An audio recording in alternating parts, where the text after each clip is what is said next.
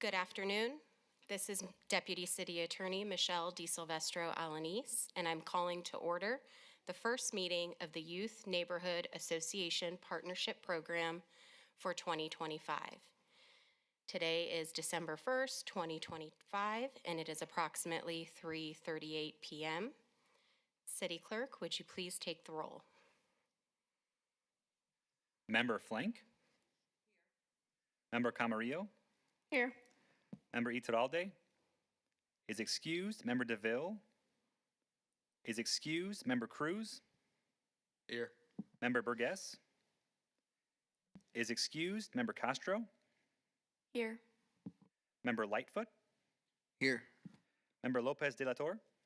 Here. Member Moore? Here. Member Jones? Here. Member Hernandez? Here. Member Diaz? Member Mota? Here. Thank you. You have a quorum. Thank you. Item number 2, announcement regarding compliance with open meeting law. Are we in compliance with the open meeting law? Yes, we are in compliance. Thank you. Item number 3, public comment. Comment during this portion of the agenda must be limited to matters on the agenda for action. If you wish to be heard, come forward and give your name for the record. The amount of discussion, as well as the amount of time any single speaker is allowed, may be limited. Seeing as we have no speakers, we will move on to item number 4. Item number 4, for possible action to approve the final minutes by reference of the regular meetings of December 2nd, 5th, 9th, and 12th of 2024. And I will need a motion to approve for the minutes. Member Camarillo, I motion to approve the minutes. Do we need a second? Member Castro, I second. Thank you. And we could vote. All in favor, please say aye. Aye. Aye. Aye. Any opposed? Item passes. Item number 5, introduction of board members and city staff. Again, my name is Michelle DiSilvestro Alanis, and I'm a deputy city attorney. And I will pass it over to our lead staff for YNAP. Ms. Tara. Good afternoon, everybody. Tara Manor for the record, Taramanor. Welcome.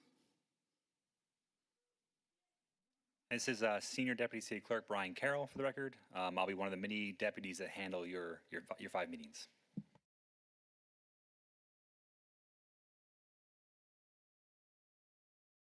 Would any members like to introduce themselves? Maybe starting on one end?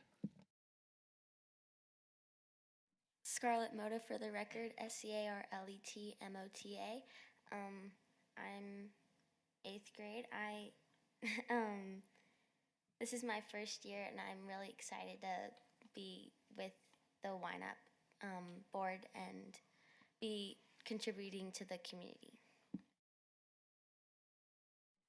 Member Castro, I'm a junior at Arborview High School. I'm so excited to be here. I was here last year and we did some really good work, so I'm excited to do it again. Member Moore, I go to Shadow Ridge High School and I'm a senior, and I participated in a project last year and I had a lot of fun and it was a really big success.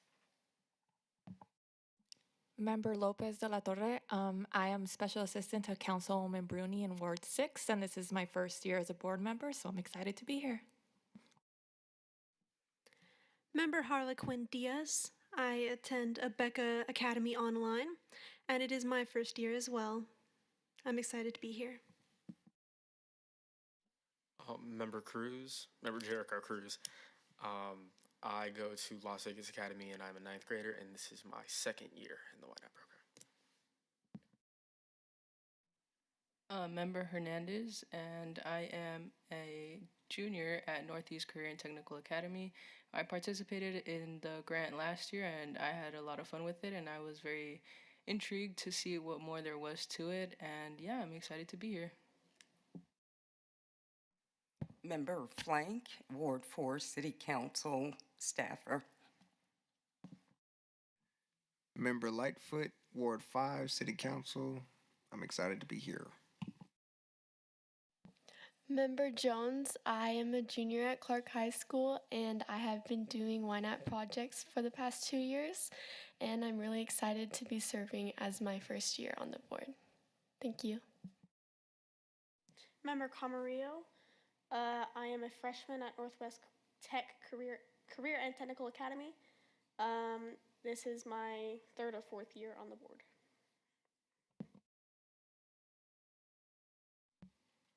Okay, thank you, everybody, for your introductions. Item number 6, review of bylaws and responsibilities for the Youth Neighborhood Association Partnership Program pertaining to the project selection process and agenda items. Tara Manor here for the record. So in your binders, I have given you all a copy of the bylaws. And so you all can read over those bylaws, just a few things.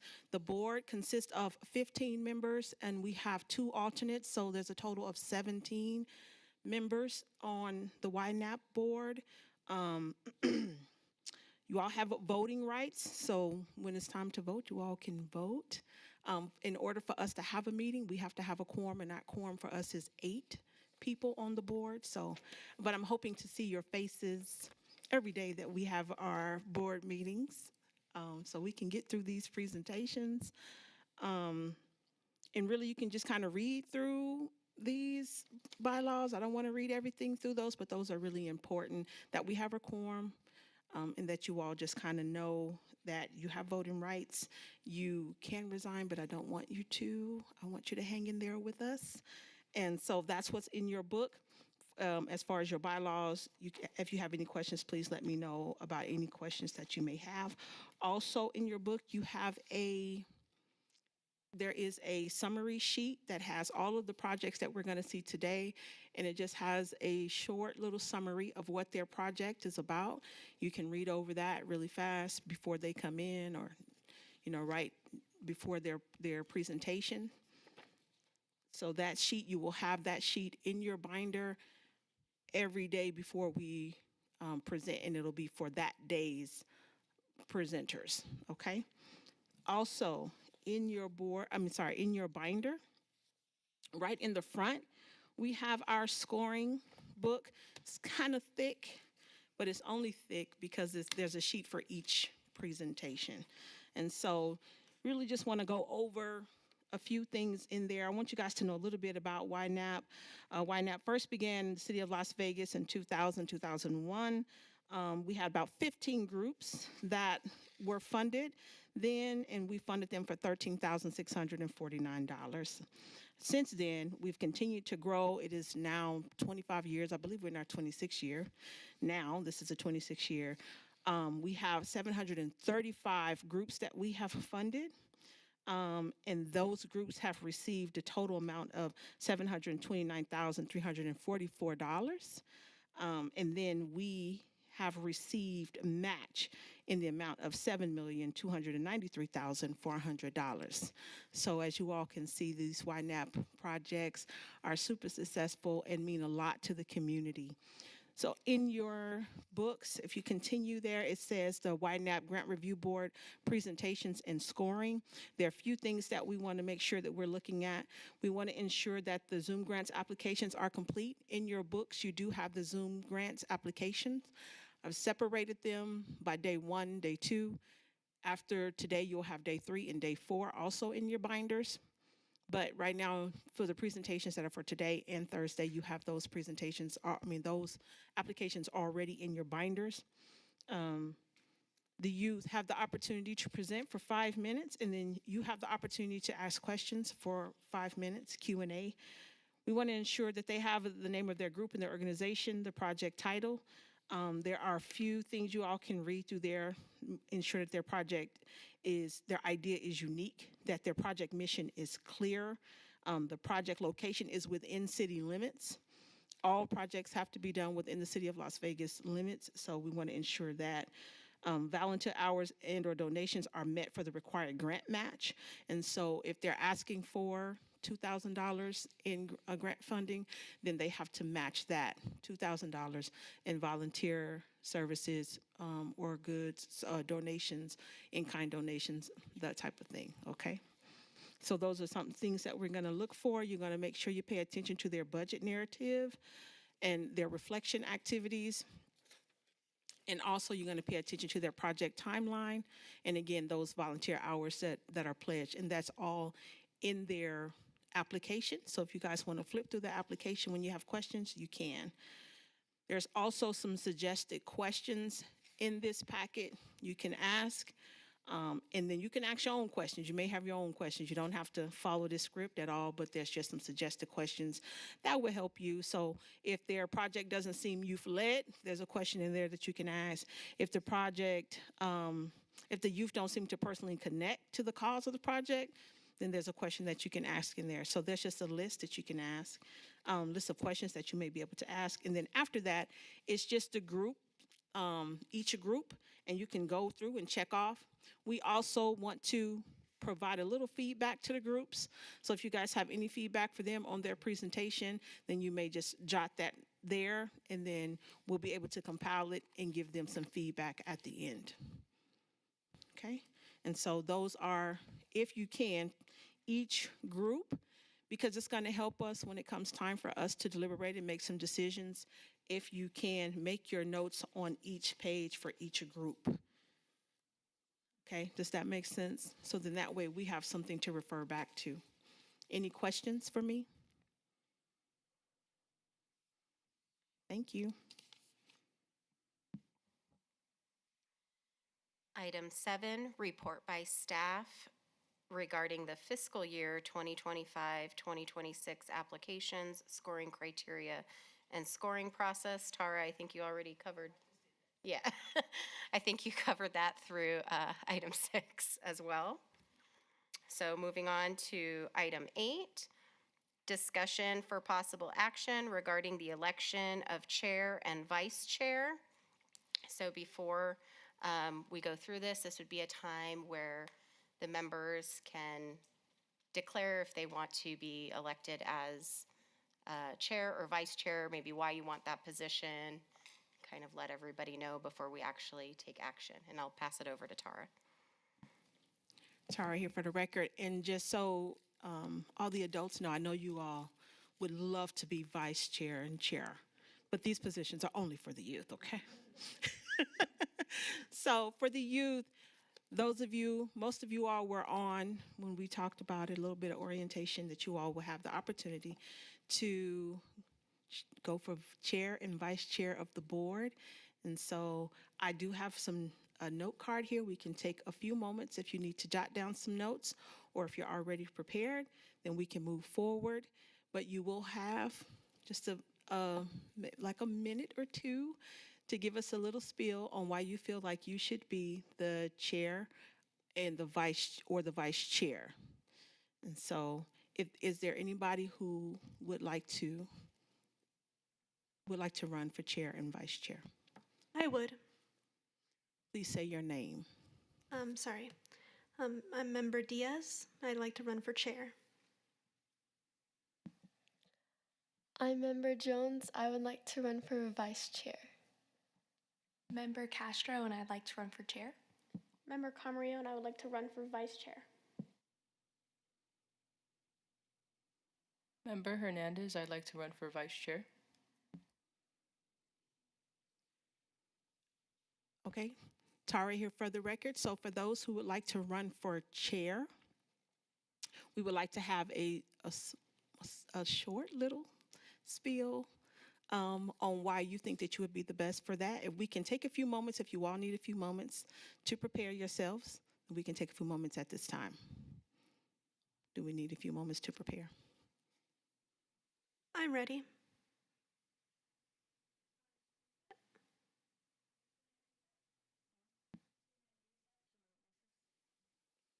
We're going to take a 2-minute recess so we can prepare for the vice chair and chair elections.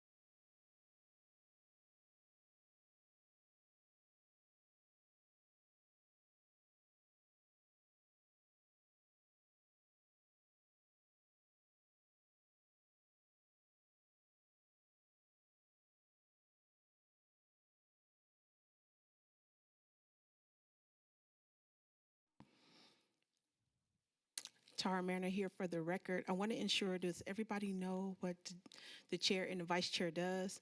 I did go over it. Okay.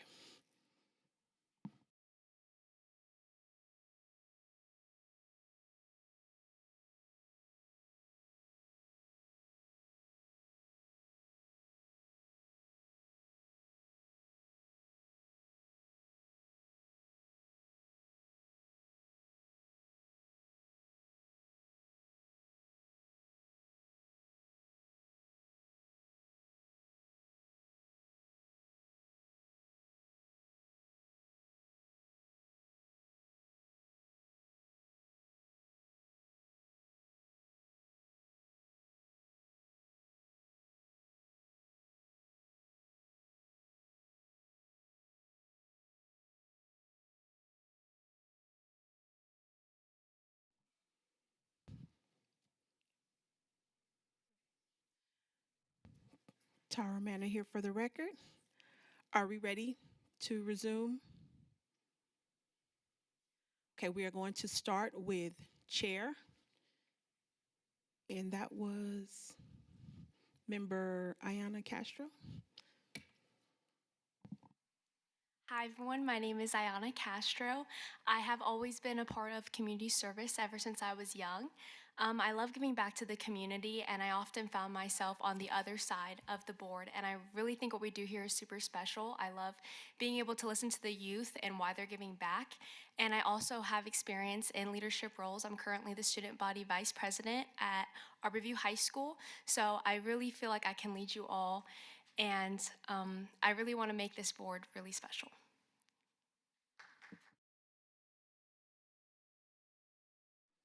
Thank you, Member Castro. Member Diaz, for chair? Yes. Member Diaz.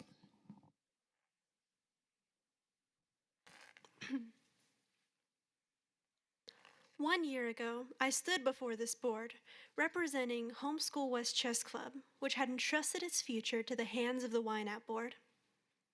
Now, I stand before you all with another speech and another desire to be elected chairperson of the YNAP board. First, I would like to thank Ms. Tara Manor for her support, and I would like to congratulate my fellow board members. I look forward to working with you all. My mission is to provide the same opportunity I was given to other youth who seek to impact our community. I believe I possess the qualities of an ideal chairperson. I've been awarded several trophies for my speeches, signifying my proficiency in communication, diplomacy, and tact. I am also the president of our Homeschool West Chess Club, a role which requires much responsibility and fairness. I often find myself in leadership positions, such as when I am asked to evaluate and mentor new members of our club. That said, I believe I possess the qualities that it takes to be chairperson of this board.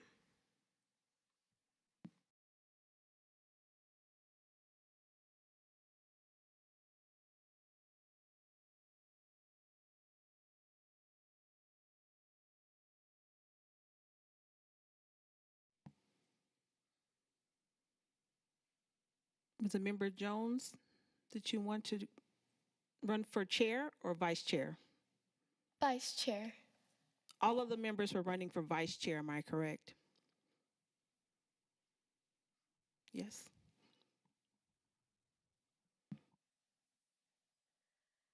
Hello, I am Member Jones, and I'm very excited to be on the board this year.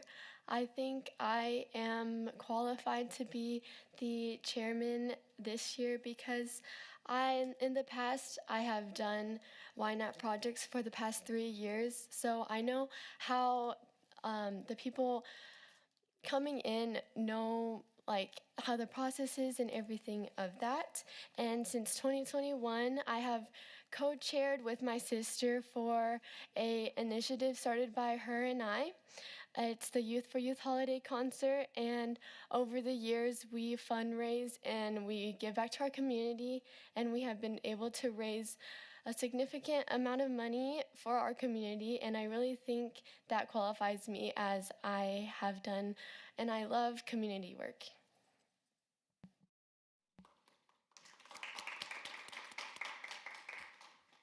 Deputy City Attorney Michelle Alanis, just for the record, for clarification, Member Jones, were you running for chair or for vice chair?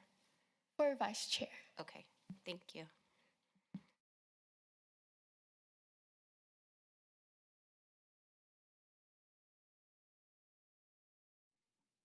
Member Hernandez? Member Hernandez here, and I want to run for vice chair. I have many interactions with the community daily, as I am an ambassador, part of NHS, which requires a lot of community service, and I am vice president of Skills USA, which is a CTSO for my construction technology program. So with that, I think that I've learned a lot from it. I have been vice president for this program for 2 years now in Skills USA, and it has shown me a lot to what a vice president is. It's not only you taking on your roles, it's you helping alleviate the roles of the president and having to step up when they aren't there or when they need you the most. I think that is what qualifies me as a good vice chair, because I know that I'm there and I know that I'm capable of the job. Thank you.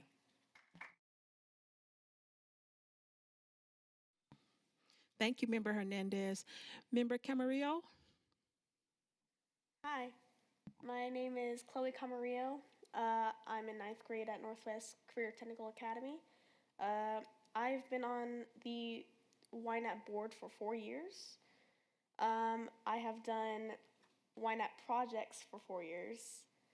My project name was the Super Friends. We did care packages for people in the hospital, taught people how to bowl and about what the bowling sport is. And I am also the secretary on the Youth Leadership Advisory Council.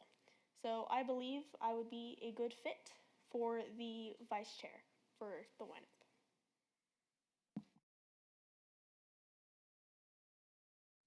Thank you, Member Camarillo. I believe those are all. Is that everyone? Perfect. So now we are going to go ahead and vote. So we were going to start with the chair. We had 2 members run for chair. We had Member Castro and Member Diaz run for the chair. So we're going to vote by raise of hands. Okay. All in favor of Member Castro?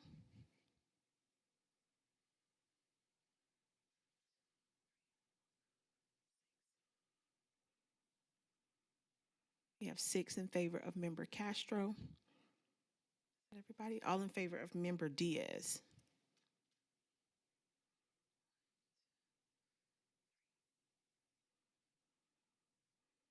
Three in favor of Member Diaz. Member Castro will be the chair for the YNAP board.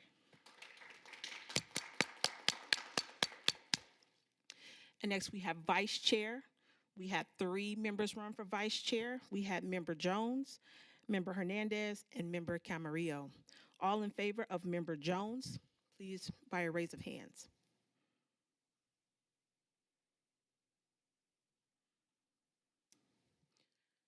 Two votes for Jones. All in favor of Member Hernandez.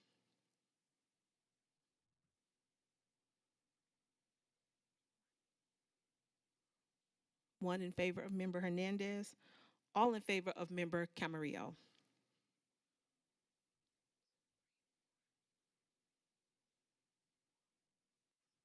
Four. Congratulations, is that right? Congratulations, Member Camarillo. You are the vice chair of the YNAP board.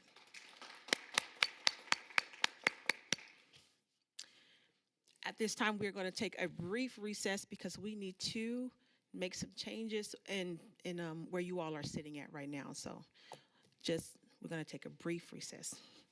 Thank you.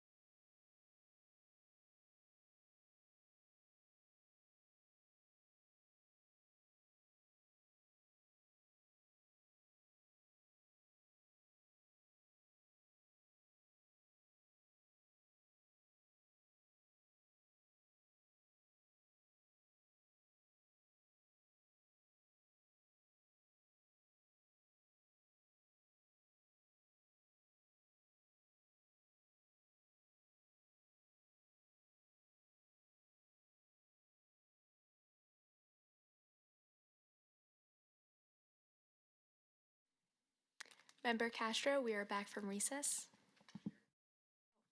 Chair Castro.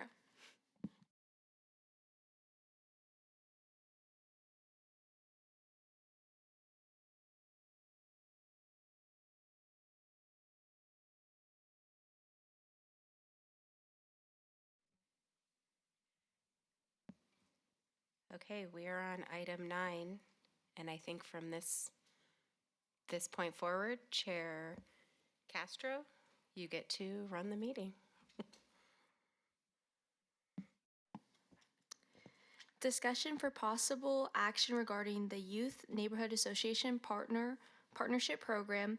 Youth presentations scheduled for December 1st, 4th, 8th, and 11th, and 15th of 2025.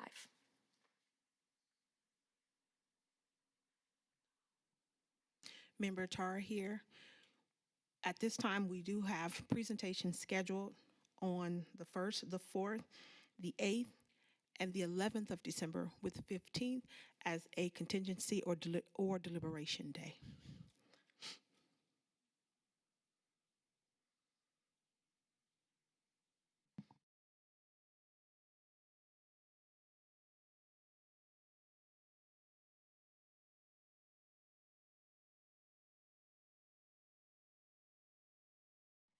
I motion to approve the presentation day.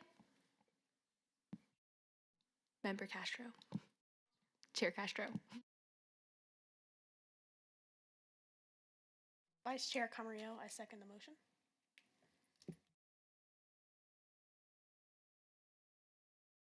All those in favor? Aye. Aye. Aye. Any opposed?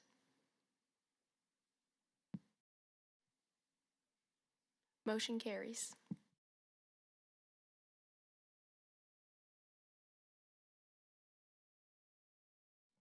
Moving on to item number 10, presentations on the Youth Neighborhood Association Partnership Program applications submitted by Heroes and Heart, the Blessing Project, Community Projects, Art and Reading, Book Tasting, STEMpreneurs, STEM Robotics, Innovation, and Financial Literacy, Advanced Technology Academies, Black Student Union, Colors of Courage, Courage for Change, CYTN, Community Youth Teen Network, Project 8916106, Never Give Up on Your Dreams, A-Tech Mental Health Awareness Club, Empowerment Health Fair, Camera Kids Through the Eyes of Youth, Girl Scouts of Southern Nevada Troop 760, Health Fair, Camera Kids Through Eyes of,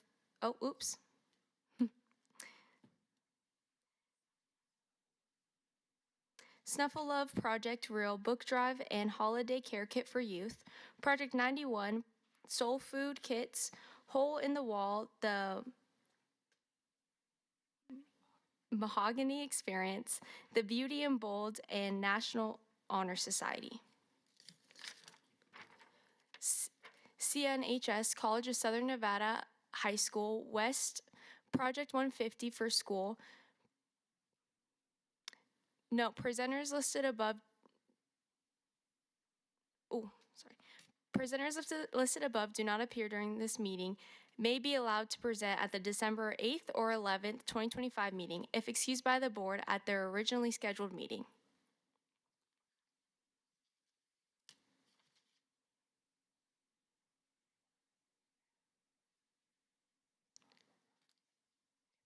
Do we have anybody here yet? Hi, Member Manor here. We do have someone here.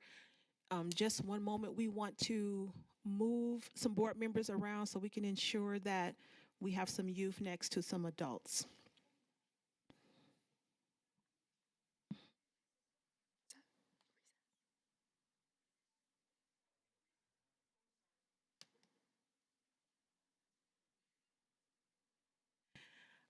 What am I saying? May we please go on a 2-minute recess? Chair Castro, we're going to go for a 2-minute recess.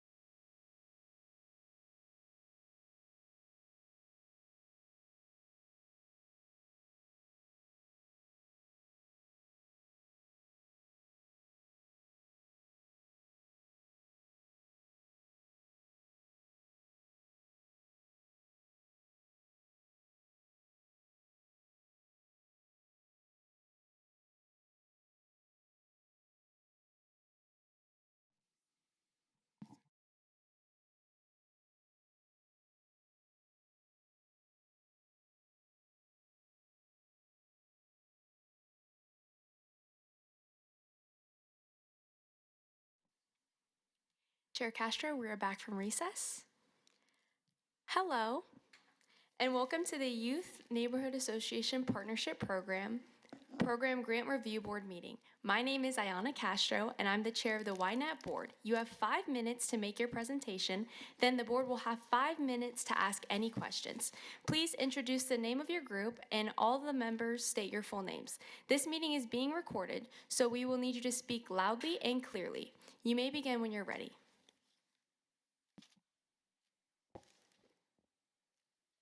My name is Justin Bouma, Justyn. Bouma, Boumah. Hi, my name is Justin Bouma.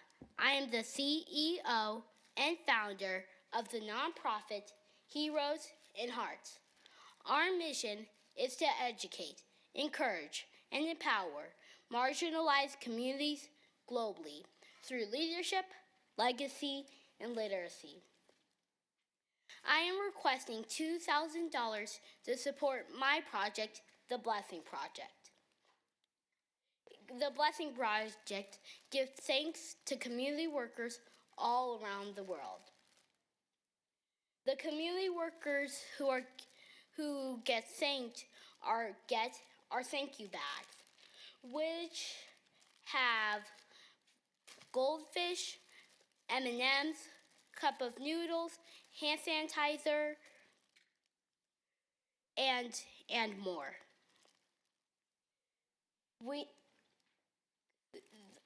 The bag that you will get after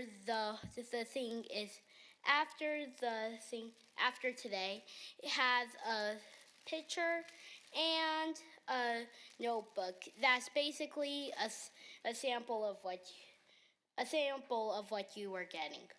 We have thanked in the past sanitation workers, construction workers, bus drivers, firefighters, nurses, police officers, postal workers, FBI agents, pilots, judges, military, and more. We will thank real estate agents, small business owners, farmers, and barbers and beauticians if we can find the funds this year. So this is the sample that you'll be getting. So it has this, and it says, "Thank you, YNAP in the city of Las Vegas for 6 years going strong." And it has a notebook. You may not get the exact same thing that I have, but it'll be close, at least. Also, you have gifted us money for the past 6 years, so thank you very much. Let's make this 7th in a row. Oh, and yes, I will still be able to do this project if we are not fully funded. Thank you, YNAP Project / board members, for making this all possible. Please share all your thoughts, feedback, and suggestions on how I could improve and what I did right or wrong. Thank you very much for your time today. Thank you very much for your time today. Chair Castro, thank you for sharing your YNAP project idea with us. At this time, our grant view board may ask follow-up questions. Does anyone have questions? Member Lightfoot, how you doing, young man? Hello. Hello. I have a question. Where do you find the people that you give back to, that you give the gifts to? We usually either have a contact with that person and we just find out randomly that they're either electrician or something that we're going to thank, or we have someone who knows a person who does that, or it's just a random setup that me and my mom or dad are friends. So that's the main ways that we have it.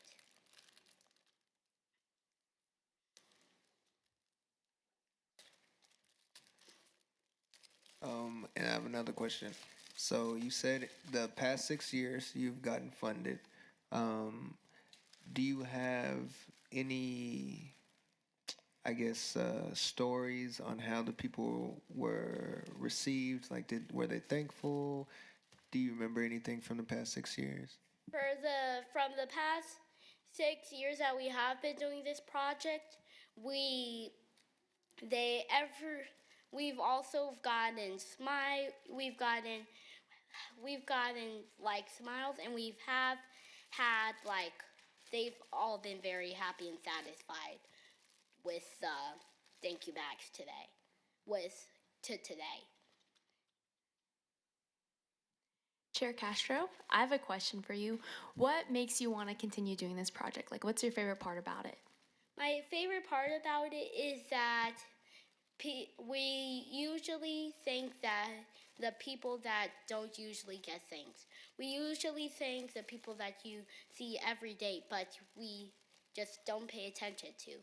So that's what I like about it. Vice Chair Camarillo, I have a question for future projects. You mentioned that we don't really notice people, and so you're doing stuff for the types of people that we don't really notice. So would you maybe consider doing like janitors? We have been considering janitors, and we are thinking about doing it either 2027 or 2028.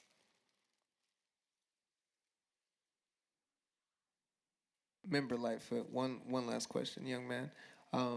Is it just you and your parents, or do you have other people in your group? I have other people in my group that either help me pack bags or do the project with me.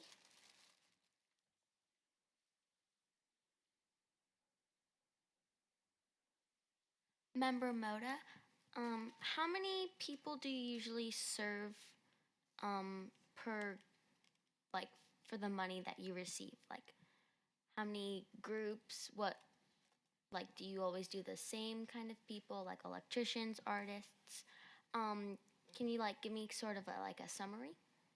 So we do our best to try to thank the multiple people. We try to thank not do our best to not thank anybody repeatedly.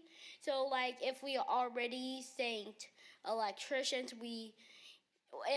since we've already thanked pilots, we don't want to thank pilots again. So also if we also just like want to just don't want to do it. However, we usually thank about probably 3 to 5 groups each year.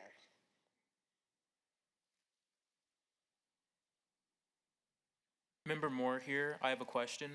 So you said that you've been doing this for the past 6 years. What do you think has been the hardest part of the process for you? The hardest part probably was getting it off the ground in 2020.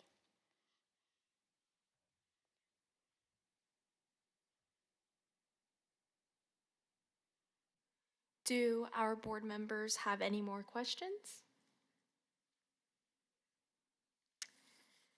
Seeing no other questions, the YNAP Grant Review Board will be voting on recommending YNAP funding awards at the later meeting.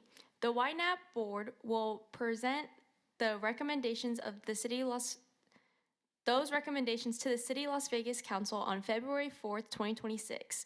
Tara Manor will notify your group with the information about the YNAP Board's recommendations within the next 3 weeks. If you have any questions before then, please contact Tara and she will assist you. We thank you again for your time and for your presentation. Thank you very much.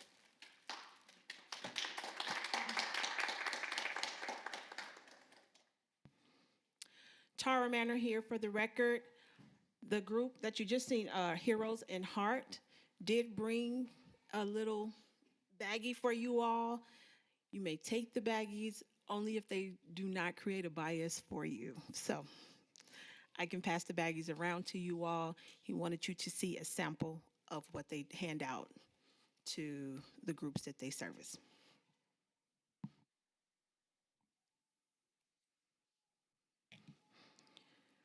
To our manor here, we also have our next group here. Our next group is community projects, art and reading, a book tasting.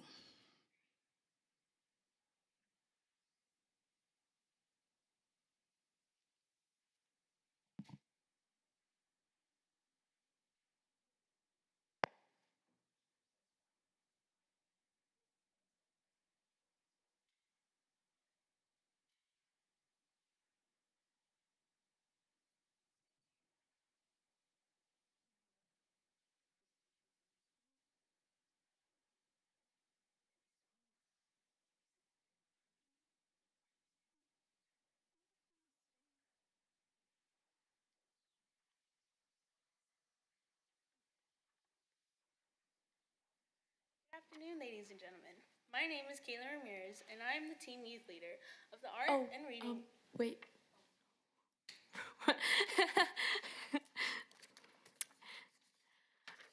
Chair Castro speaking. Hello and welcome to the Youth Neighborhood Association Partnership Program Grant Review Board Meeting. My name is Ayana Castro and I'm the chair of the YNET board. You have 5 minutes to make your presentation, then the board will have 5 minutes to ask any questions. Please introduce the name of your group and have all the members state their full names. This meeting is being recorded, so we will need you to speak loudly and clearly. You may begin when you're ready. Thank you. Good afternoon, ladies and gentlemen. My name is Kayla Ramirez, and I am the team youth leader of the Art and Reading a Book Tasting Project. And this is my co-leader, Sofia Carpenita. Our project will mainly focus on the name of the project, Art and Reading a Book Tasting. There are many benefits to this project. Some of the many benefits that the Art and Reading project will provide is that the students will learn and practice different art skills, ignite creativity, and provide the students with a toolbox which includes Play-Doh, clay tools, small canvases, paint and paintbrushes, a box of crayons, paper, glue, markers, colored pencils, a mixing tray, and a paint knife. We will help improve the kids' reading skills by giving them books to take home and practice reading on. Some of these kids only get to practice reading at the schools or at the school's library. Did you know, according to K12dive.com, only 35% of 4th graders are reading at grade level. In addition, 64% of 8th graders are reading below grade level. As we can see, this is a problem. Only 7 out of 21 kids in a classroom are reading at or above their reading level. During our implementation of this project last year, Sophia and I observed that there were 3 out of 21 third grade students in the classroom who were unable to read at all. A fact that some teachers were not fully aware of, which is understanding when they are responsible for instructing 21 to 23 students at a time. To address this challenge, we plan to conduct reading assessments using iPads, which we hope to acquire with the support of the $2,000 grant. These assessments will enable us to identify the students who are struggling with reading and provide the teachers with valuable insights to better support their needs. This year, our initiative aims to serve approximately 100 third grade students at the Ollie Detweiler Elementary School. And if we have money left over, we also hope to help 3 other elementary schools. As of now, we have about 10 to 15 volunteers, but we hope to get more volunteers if needed. Hi, my name is Sophia, and this is my 3rd year doing YNAP. Our project will take place during Nevada Reading Week 2026, which is March 3rd through the 5th. We are getting various books that are easy to read with good morals, but are still fun. Last year, we gave each kid a bag of food for spring break. This year, to improve our project, we are giving teachers in their classrooms supplies that the teacher would usually have to pay for out of their own pocket, such as wipes and pens. In addition, we would like to give the teachers a gift to show our appreciation. We plan to have a supply drive with our American Heritage Girls troop and will also seek donations from Walmart, friends, and family. Here's a slideshow of our previous year.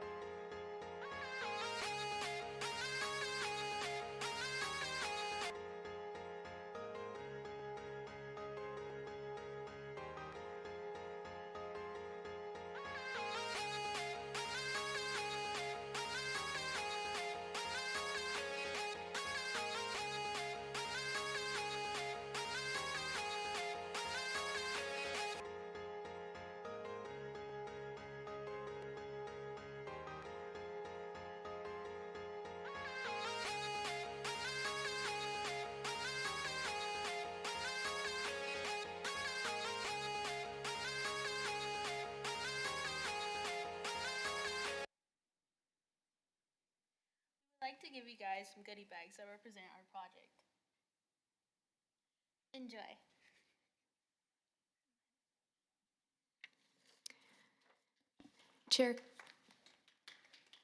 Chair Castro, thank you for sharing your YNAP project idea with us. At this time, our grant review board may ask follow-up questions. Does anyone have questions?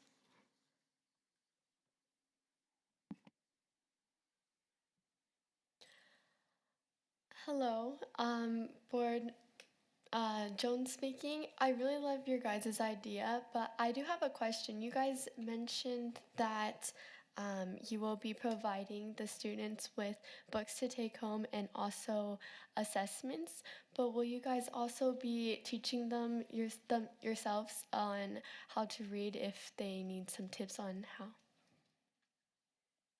Yes, we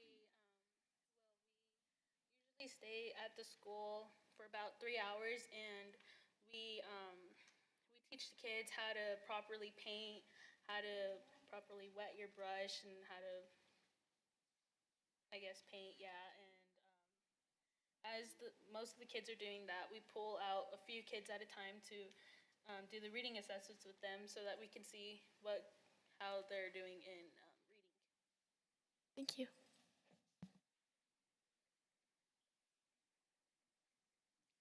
Member Lightfoot, I have a question, or two rather. You mentioned with the funds that you would purchase iPads. How many were you planning on purchasing if awarded? We were thinking about purchasing 2. Okay. And then do you know the cost of the iPads that you plan on purchasing if awarded? It is around $200 per Okay. iPad. And then what, if you can, give I guess, how would the rest of the funds be dispersed?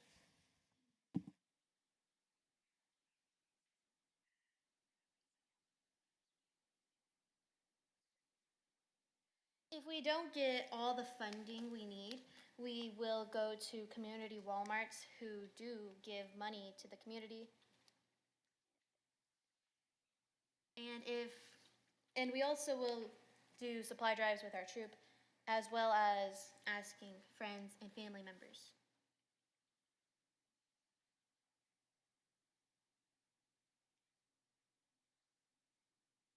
Vice Chair Camarillo. Okay, so you said that you're buying iPads, right? He just went over that. What would they be used for after? And to put them away until the next year. So they will only be used for the project. They won't be used for anything else. So, presuming that you do not get the iPads, could this project still be completed without them? If we are not able to get the iPads, we will print out the assessments. Thank you.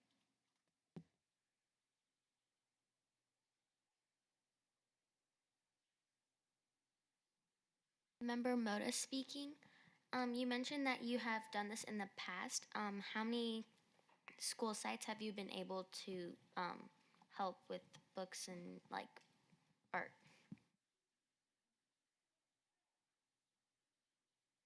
We've been able to go to 2 different schools in the past. Chair Castro, what's your guys' like favorite part about this project? For me, my favorite part about this project is being able to help these kids. It just makes me feel better that I helped somebody. I love kids, honestly. I actually have 3 siblings, and I just would want to help my community and the little kids. It makes me feel really good to know that I helped multiple people in something that they're struggling with that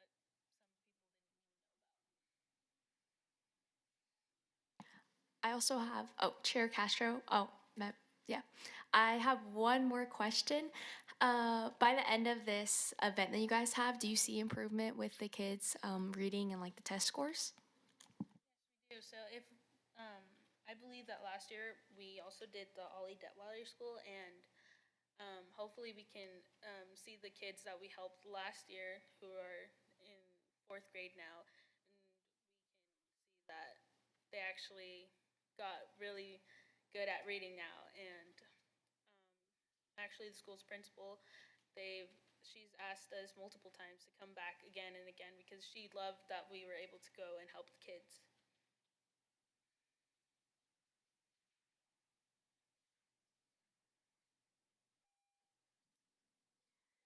Do our board members have any more questions? Seeing no other questions, the YNAP Grant Review Board will be voting on recommended YNAP funding awards at the later meeting. The YNAP Board will be presenting those recommendations to the City of Las Vegas, to the Las Vegas City Council on February 4th, 2026.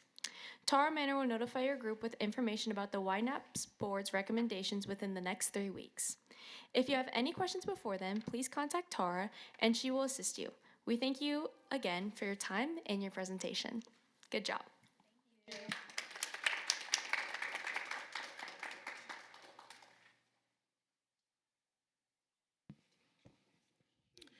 Tara Manor here for the record. This group, Community Projects Art and Reading, a book tasting, also brought some samples that they want you all to have. Again, do not take them if you feel like they're going to have any bias on you at all. You already handed them out. Okay, so you already received those. Okay. Our next group is here. May we please have STEMpreneurs Robotics, Innovation, and Financial Literacy.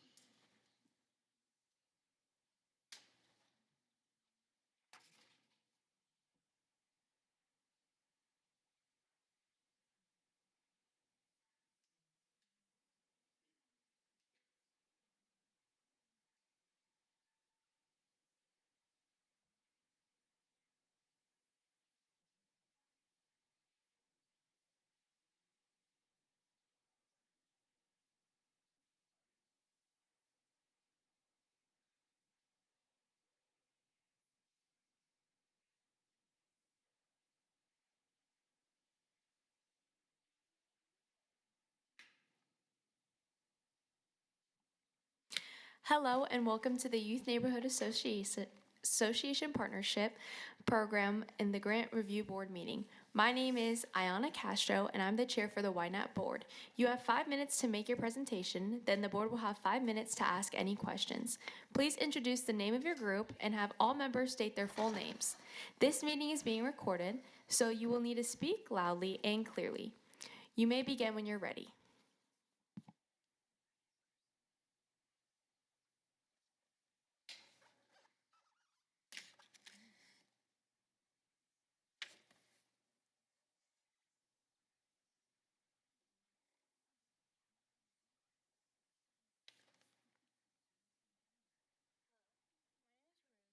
STEMpreneurs.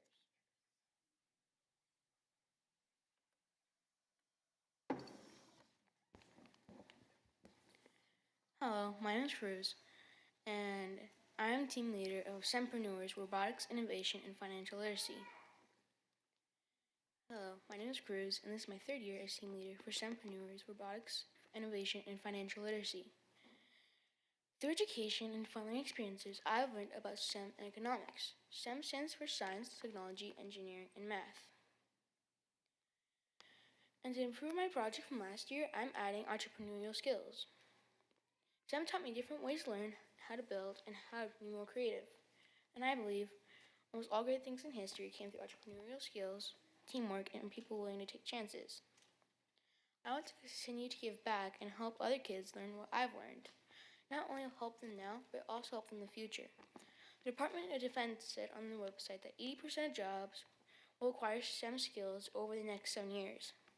In addition, a 2015 study by the Financial Industry Regulator Authority, or FINRA, said teaching financial skills to kids before they enter college is crucial for them to grow into adults to achieve financial security and success. Unfortunately, only 20 states mandate high school students to study economics. Last year, we served at the Detweiler Elementary School. This year, we plan to go at the Hewitson Elementary School. And if we get enough funding, we will also visit the Detweiler Elementary School this year. Our events take place during the National Robotics Week, April 7th through the 9th, 2026.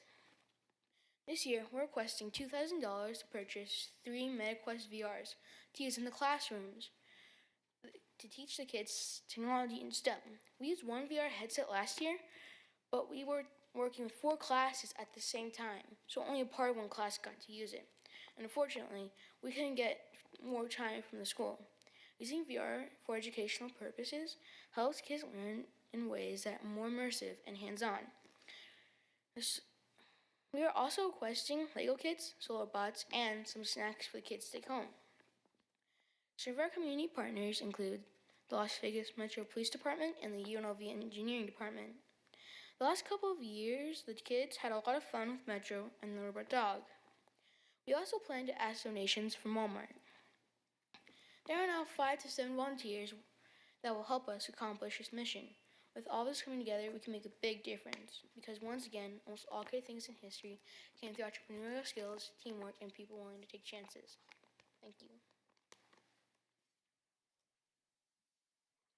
Thank you for sharing your YNAP project idea. At this time, our grant review board may ask follow-up questions. Does anyone have any questions?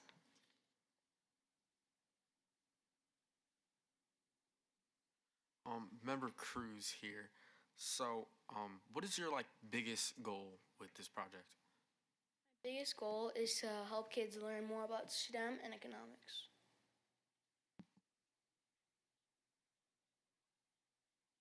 Member Moore here. I have a question. So you said that you did this last year, correct? Okay. What was your biggest challenge, starting the project? Well, I started 3 years ago, but the hardest part was getting it organized.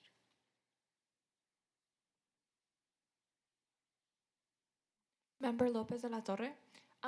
So first of all, I want to say I love your project, and if I could sign up to play with Legos, I would love to. Second, my question for you is, how many students or kids do you get signed up for this specific project each time? The kids that were serving, about 100. Oh, wow. Okay. Thank you.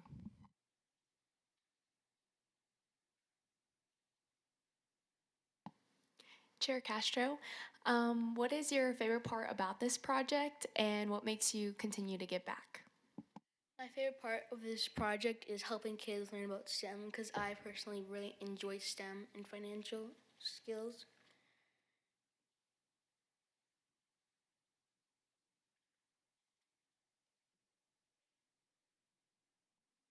I also have another question for you. So, when you're giving back, do you see kids actively engaging and do you realize that they start to get excited for STEM and they want to continue to learn? Yes, they do get really excited about doing STEM.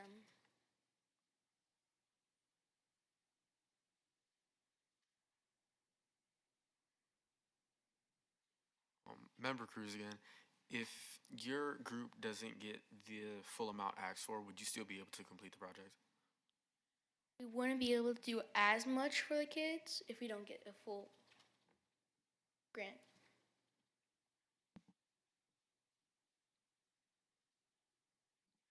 Member Moda, I have a question.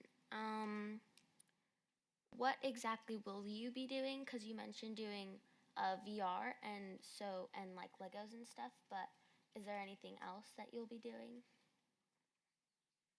We will also be doing some solar bug bots.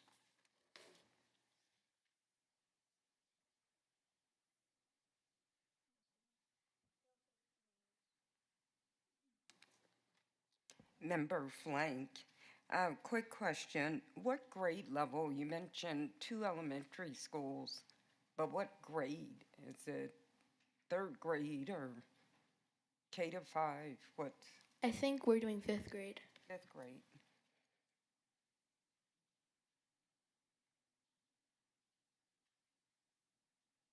I also have some goodie bags to show you what we're going to be handing out to the kids. And also we have some surveys from the teachers. I have a couple other questions. So, do you attend one of the schools that's listed in your project? I don't attend the schools. Okay. So, how is it that you decided to target these 2 schools to bring your program? Yes. We're just working on those 2 schools. But how did you decide those are the 2 schools? Do you know some teachers or the principal, or how is it that you're actually able to present this program in these 2 schools?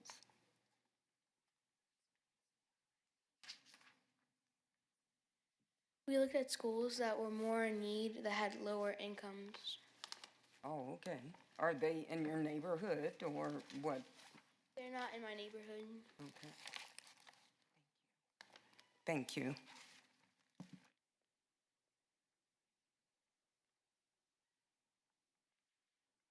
Member Lightfoot, I have a suggestion, or if I can offer. You've done this. Would be your 4th year, correct? My 3rd year. It's your 3rd year. If you can, moving forward, as you see the kids that are gaining excitement from the STEM and activities, if you're able to, maybe you should follow their success track within the STEM and whatnot. Thank you. Chair Castro, do our board members have any more questions? Seeing no other questions, the YNAP Grant Review Board will be voting on the recommended YNAP funding awards at the later meeting. The YNAP Board will be presenting those recommendations to the Las Vegas Council on February 4th, 2026. Tara Manor will notify your group with information about the YNAP's Board's recommendations within the next 3 weeks. If you have any questions before then, reach out, please contact Tara, and she will assist you. We thank you again for your time and for your presentation.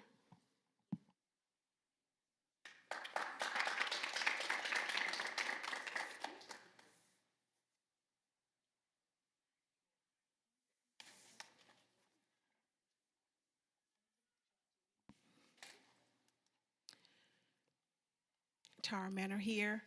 At this time, we are waiting for the 5 o'clock groups to show up, so I'm requesting a small recess until we have those groups here.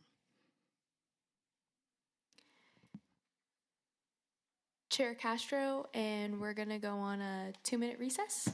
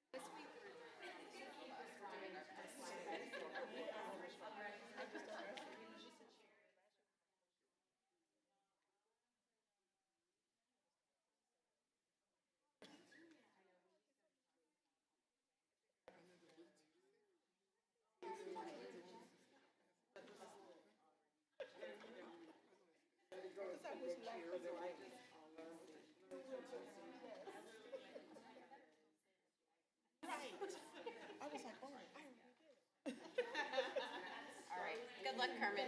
Good luck, Tarka.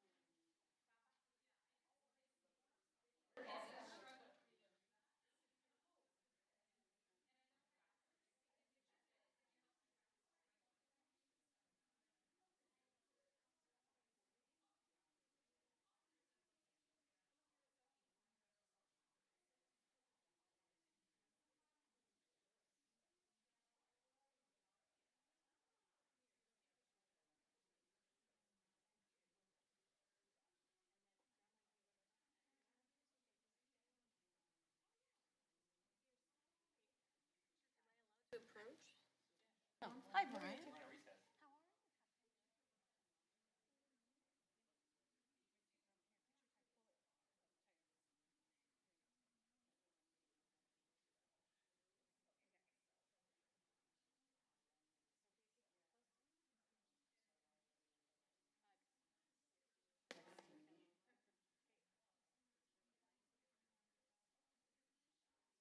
Like Sophia.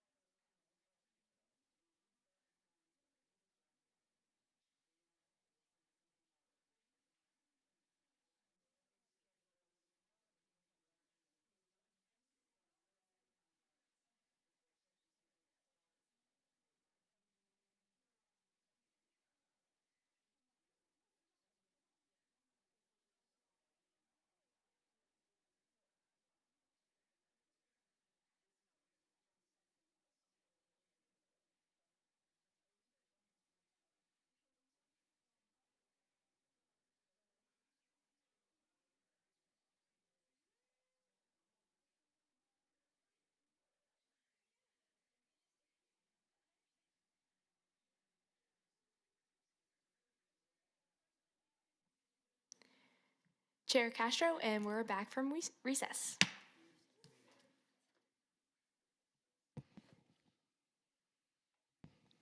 Tara Manor here for the record. The next group that we have is Advanced Technologies Academy, Black Student Union, Colors of Courage.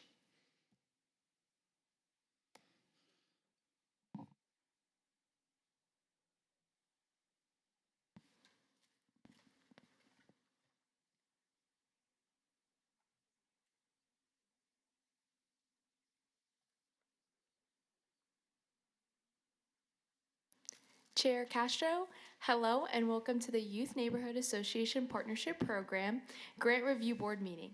My name is Ayana Castro and I'm the chair of the YNAP board. You have 5 minutes to make your presentation, then the board will have 5 minutes to ask any questions. Please introduce the name of your group and have all the members state their full names. This meeting is being recorded, so you will need to speak loudly and clearly. You may begin when you're ready. Good evening. My name is Kayla Dumo. My name is Basil Holbert. And I am the youth team leader for Advanced Technologies Academy Black Student Union. And then Beza is a team leader as well. Thank you for taking the time to hear about our presentation. Our BSU is a student-led focused club that is focused on culture and community and empowerment while also supporting the mental and emotional well-being of students at ATEC. We aim to make our school a stronger and safer and more connected environment for our students. For this project, we will have 7 youth participants, which falls under the required 5 to 10 participants, and we will utilize our BSU members to ensure that the event is run smoothly. And so for our project, Colors of Courage, we chose this project because there are many students at our school who struggle silently with stress, anxiety, identity, and pressure. This can especially be seen with the current work environment that we have at our school with the increased amount of rigor, especially as AP exam seasons are coming around. And so we wanted to create a safe space for students where they would be able to feel supported and reminded that it is okay to not be okay.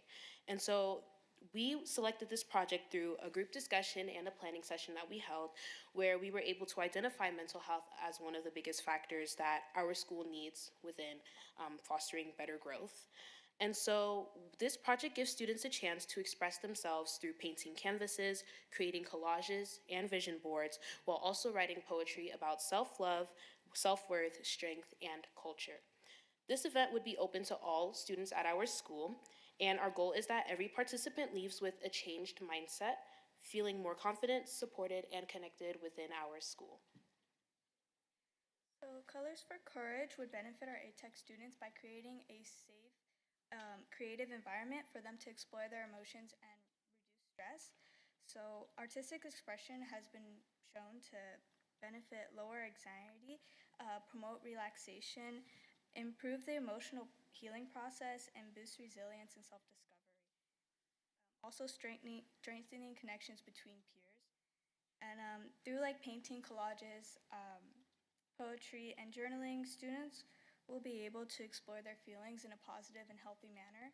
And overall, students will help the students feel seen and validated. So we plan to share what we learned from this project through social media updates, photos, and highlights on Instagram and Facebook and whatnot. And we're also planning to have a mini showcase at the end of this event where each student would be able to display their artwork and we would have a mini gallery. We'll also encourage students and families to stay connected through our social media accounts so then they would also be able to see the artwork that students have made, and it'll also be displayed on the social media. This project will take place at Advanced Technologies Academy, located at 1411 Robbins Street in Las Vegas, Nevada, and the zip code is 89106. So we're requesting $2,000 from this grant, which would go towards art supplies, getting art vendors for canvases, paintbrushes, paint, and aprons.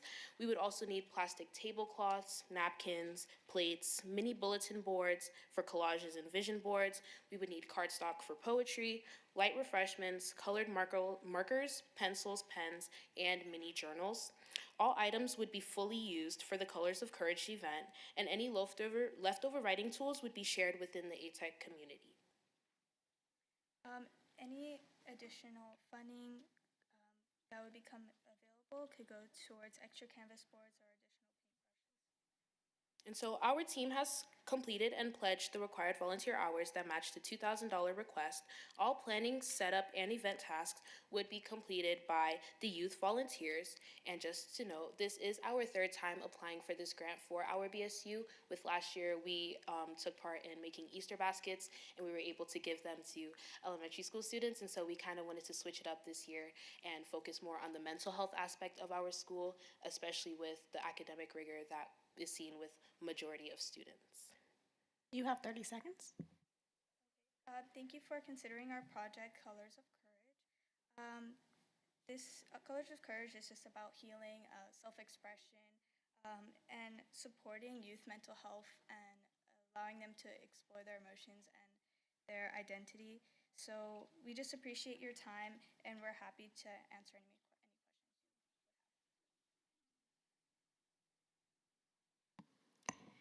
Thank you for sharing your YNAP project idea with us. At this time, our grant review board may ask follow-up questions. Does anyone have any questions? Member Moda speaking. What has been your favorite part about serving your community with your organization? Like, what do you like about serving the community? So when it comes to BSU, being able to see everyone's reactions when we host different events, like we hosted a potluck at the end of this past month, and it was able to foster a sense of community within our school where we had not only BSU members show up, but also HSU members and anyone else who was also interested. And so this also was able to foster that sense of community that we're always striving for, which is why we love having community service within BSU.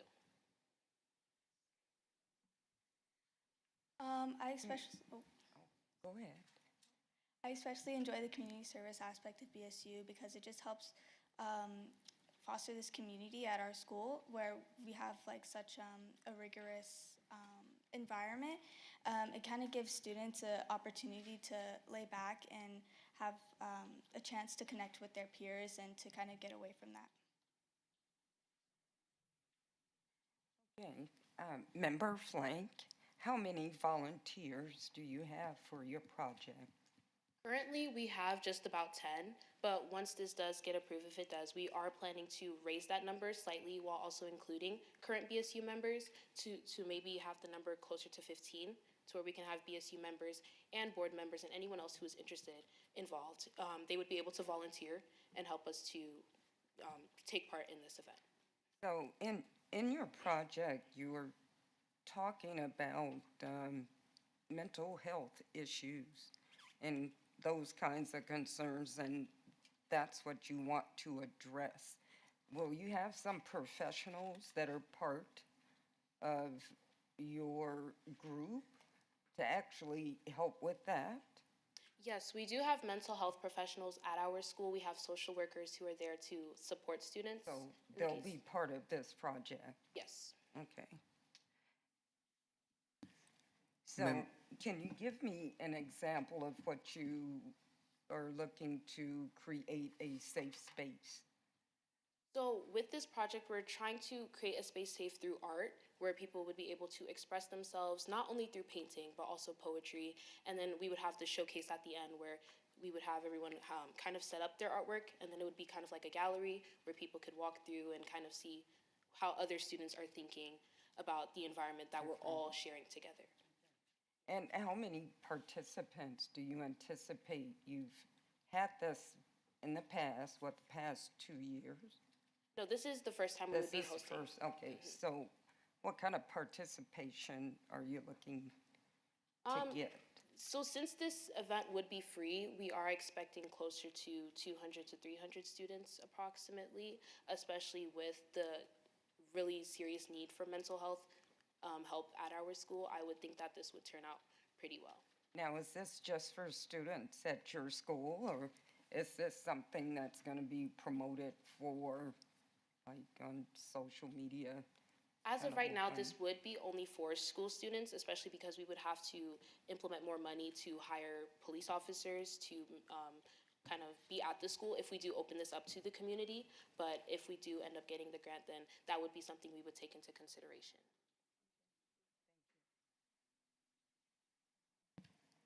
Member Lightfoot. I have a question. How is this different from other clubs or programs at ATEC already? Board members, you have 1 minute. I would say that this is different from other clubs and organizations because we have the time, like after school, for students to come and do this, while other clubs and organizations, they have small meetings during our school time. So this would be more like a longer period of time for our students to participate in these activities, and I feel like that will help them be more enriched in the actual benefits of it. And I also believe with a few of the other clubs at our school, I feel like they would mainly do it just to make it look good on their application, if that makes sense. I feel like with BSU, with us taking the time to create an event like this allows for students to be able to openly express themselves, which that is our main goal at the end of the day, compared to other clubs, which is just to make their club look good compared to other clubs. We're actually trying to influence the mental stability of students at our school.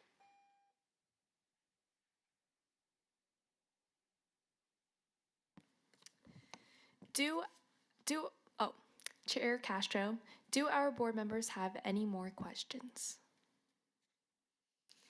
Seeing no other questions, the YNAP Grant Review Board will be voting on the recommended YNAP funding awards at a later meeting.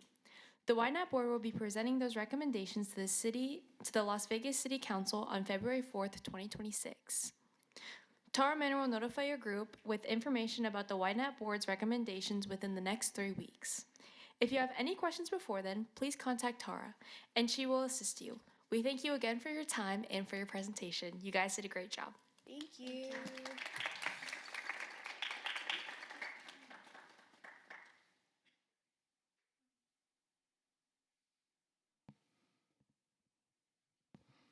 Tara Manor here. We have our next group here, Care for Change.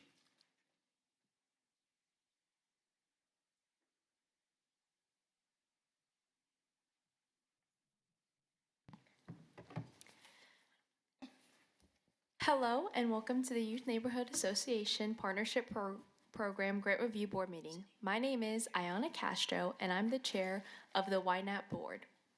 You have 5 minutes to make your presentation, and then the board will have 5 minutes to ask any questions. Please introduce the name of your group, and all members state their full names. This meeting is being recorded, so we will need you to speak loudly and clearly. You may begin when you're ready. Good evening, YNAP Board. My name is Julia Park.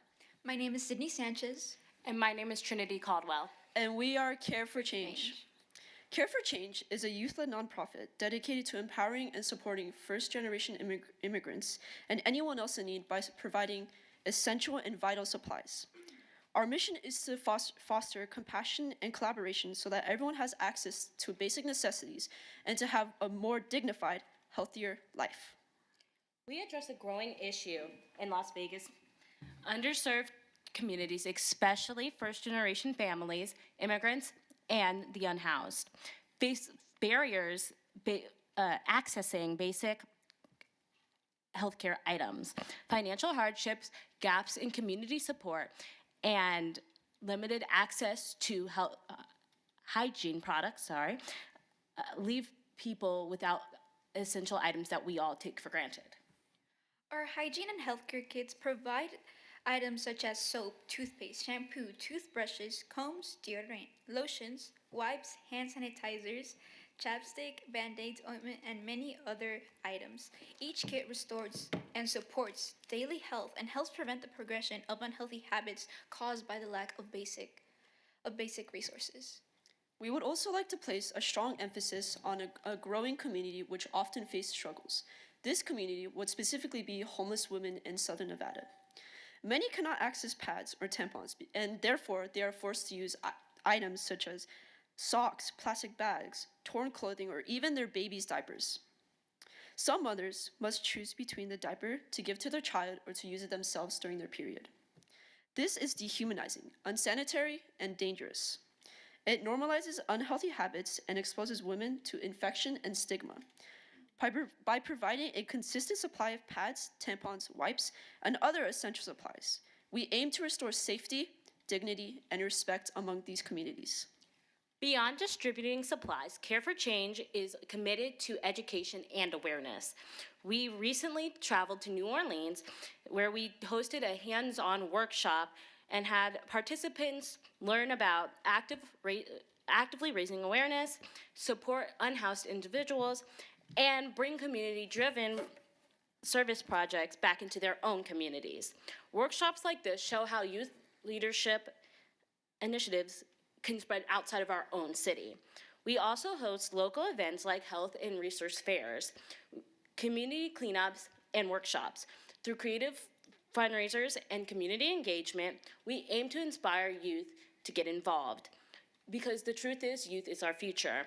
Empowering youth by promoting engagement is one of the most fundamental steps we can take. We have also partnered with ATEC HOSA twice. Our most recent partnership focused on raising small words of affirmation for community members in need, messages that remind people they are seen, valued, and supported within our community. We've also created more than 330 care cards which are donated to children in hospitals to brighten their days during their medical treatments. Additionally, thanks to the previous YNAP grant, we have already distributed over 220 care kits across Clark County. These milestones show that our team of youth can accomplish, but also further the development of overall wellness within our community. According to the Nevada Homeless Alliance, more than 16,000 Southern Nevadan people alone will experience homelessness at some point of this year. What's even more alarming and concerning is that 12% of these 16,000 people are unaccompanied minors, children, and teens that are navigating survival with no support, stable housing, or reliable access to essential healthcare supplies. These are the youth of our own community. These are the students who sit in classroom next to us, young people who should be focusing on their education instead of worrying about what supplies they'll have the next morning. This is the first steps that can be taken towards caring for their basic hygiene. You have 45 seconds. With 2,000, Care for Change will significantly expand our impact by directing our funding essentials, hygiene, and healthcare supplies. This includes 250 for feminine kits alone, with the remaining 1,700 being spent towards regular care kits. This funding enables us to assemble hundreds of fully stocked care kits, expand our workshops, strengthen our communities. Most importantly, though, we want to continue to installing hope in these communities. The care cards we've made, the words of affirmation we've collected, and the hundreds of kits we've distributed are reminders that someone out there cares. Someone is thinking about them. Someone believes they matter. With this funding, we can deliver that message to even more families, more students, more women, more unhoused individuals within Southern Nevada.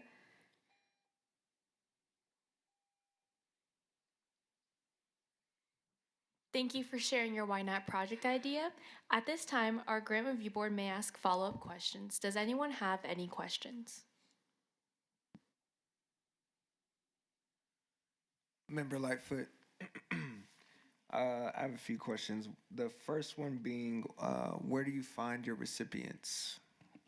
Our recipients are most directly deprived from our school, which is Advanced Technologies Academy.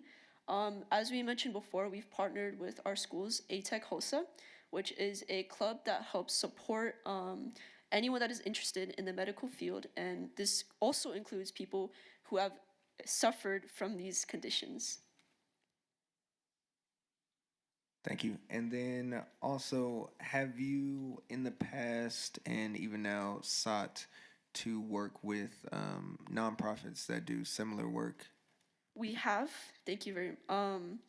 We have partnered with other nonprofits in the past. More specifically, the ones that we have been most closely in relations with would be Sunrise Hospital. We've also partnered with Project 150 and other locations around Clark County. And then lastly, I understand that some of the recipients are within the school, and you mentioned homeless and, or maybe if I misheard, you can please correct me, but how do you propose the recipients store their kits of like the extra that you might give them? Because I would assume you don't just give them one, you probably give them in abundance. Yes. One of the things that we listed was that we would have small bags. So we would give these bags alongside the supplies, in which would include feminine kits or hygiene kits, which would include soap, lotion, conditioner, hand sanitizer, and all these sort of supplies. We do also have a sample kit of what other care kits would have if you guys would like to pass them around.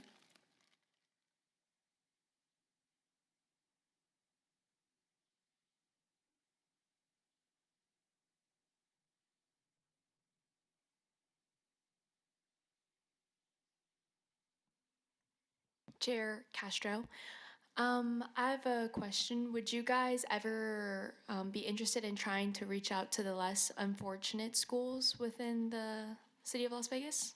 Yes, of course. We want to partner with schools that are elementary schools specifically that are more around central Las Vegas. So this includes schools like, I believe, Hagrid Elementary School and other schools like that. Chair Castro, and then how do you guys plan on approaching that situation? Have you guys already tried or planning on to? So in the past, we did reach out via email where we asked if they would be interested in having our Care for Change board go and host a workshop where it would be hands-on. They would learn about hygiene and safety and how to overall be a youth advocate via Care for Change. One of the biggest things that we had though was that they did not reach back out, but one of the things that we can do to prevent that is just reaching out to more. Member Lopez de la Torre, question for you. So since you guys also reach out to the unhoused, how do you guys go about actually distributing it to them in terms of how you guys market this? And do they show up, or is this, I couldn't remember if this was your first year or not, but if so, how do they reach out or how did they approach you guys? Just to clarify, this is our second time applying. We did receive the YNAB grant last year. In the past, we donated around 200 kits. We went to a homeless shelter and we gave the kits to them where they would then distribute them to the people accordingly. But in the future, we would like to hopefully have a more hands-on distribution where members can volunteer and help pass out to these communities. We also have an Instagram page where we do constantly post about each of our milestones that we do. So everything that we see on this board right now is something that we posted on our Instagram. Okay, so you guys go to like different areas to distribute. You guys don't have that just one distribution center No. that's listed on here? No, we go to different areas of homeless shelters. We also reach out to different schools, as we said before, and we do try our best to get and create that network within the community to help expand what our mission is. Board members, you have 10 seconds. Thank you. Would you guys, Member Moda, would you guys be able to fund your project without the full budget amount? It's possible that we would be able to, but we want to place an emphasis on with the full $2,000, we would be able to help out even more people. And to add on to that, we've known that feminine products are now on really high stakes, and we know how this is really a necessary item for them. So having this money would not only help the care kits itself, but would help bring that awareness that health is needed, that the wellness is needed for the women in our community.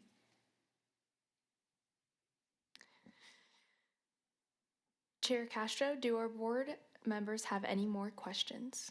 Member Lightfoot, I have one more if I can.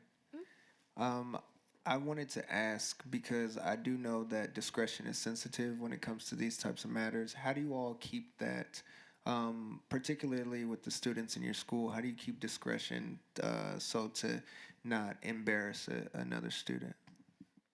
We don't directly pass out kits to students at our school, but what we do is try to encourage youth empowerment. And one way that we do this is we encourage them to participate in events that Care for Change holds.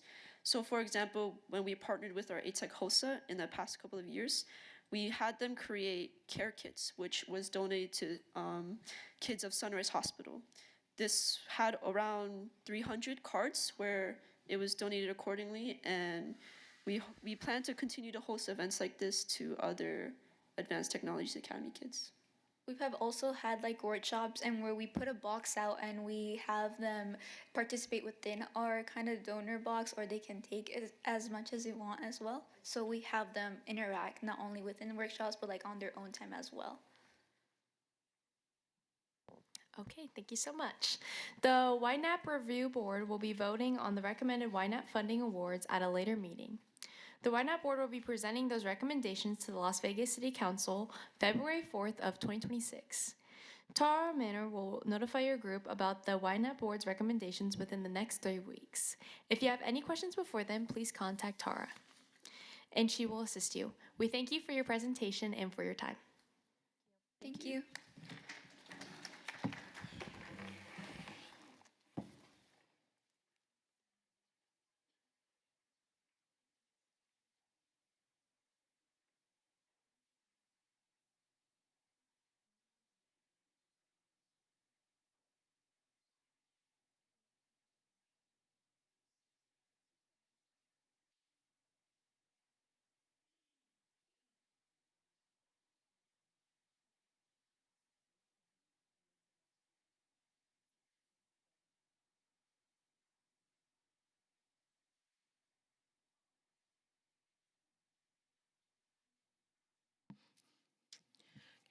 Tara Manor here.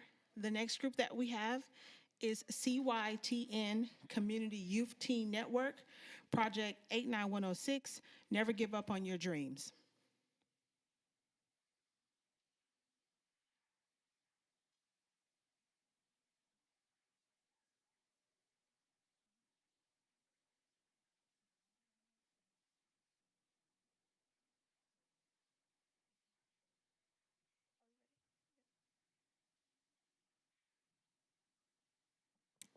Hello and welcome to the Youth Neighborhood Association Partnership Program Grant Review Board meeting.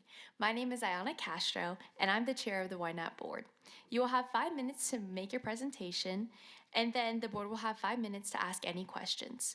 Please introduce the name of your project and the members of your group. Please introduce This meeting will be recorded, so we will need you to speak loudly and clearly. You may begin when you're ready. My name is Quentin Green. My name is Jarrell Fletcher. My name is Isabella Simon. And my name is Aaliyah Sky Thomas. This presentation is for the CYTN Youth Development and Training Program.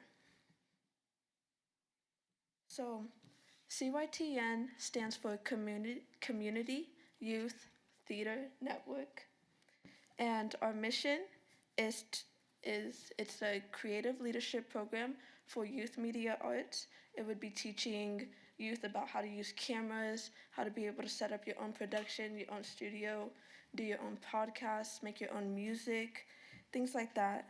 It would be to help support each other through the arts, production, and cultural education. And the mission is to empower young people 13 to 17, but I think our youngest is 10, and just find their craft. CYTN, a world where youth are not only performers but producers of culture, technology, and heritage to work together by teaching them how to film, direct, and organize. We transform classrooms into creativity, community impacts. The CYTN group is not only just a program, it's going to be something that uplifts people. And it's not just a program that's focused on, it's not just a program that's focused on cameras and like videoing, but we're also going to be making and reenacting scenes and stuff like that. And we're going to be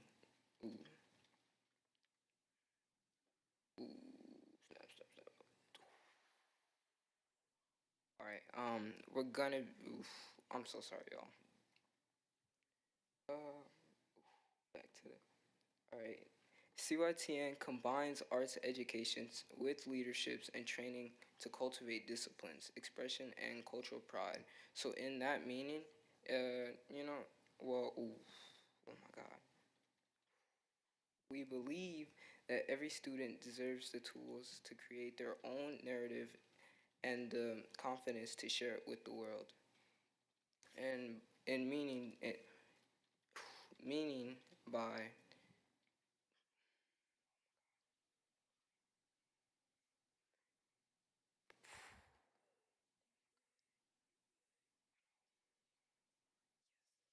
Okay, so with everything we do, we want to make sure that we remember that these are our three mantras: is your voice is your power, your ideas carry light, and your culture is your crown. That is something that we always want to remember every time we meet. And go ahead. The 5 pillars are voice, training in spoken word performance and communication skills, confidence and self expression. Number 2, production, hands on experience in media, filmmaking, and technical arts, creative literacy.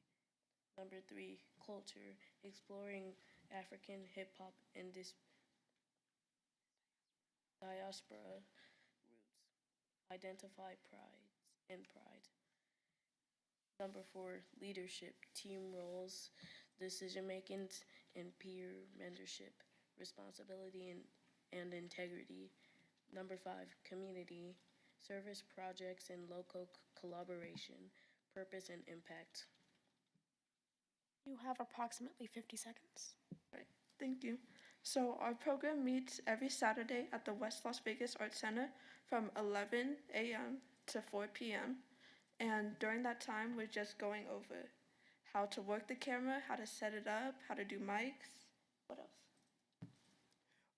How to project, how to work basic computer components like the sound and the microphones and stuff like that. Learning how to set them up and take them down with the tripods and cameras and. Ooh, I'm so sorry, y'all.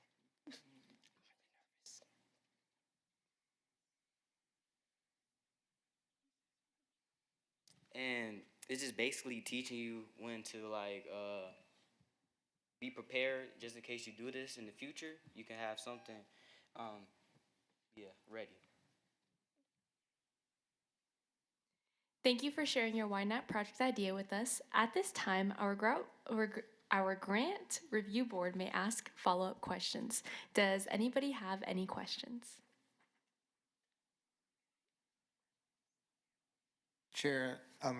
Member Lightfoot, sorry. Um, First of all, you did well, young man. It's okay to mess up. It's okay to stumble over yourself. So don't be too hard on yourself about that. I want to ask.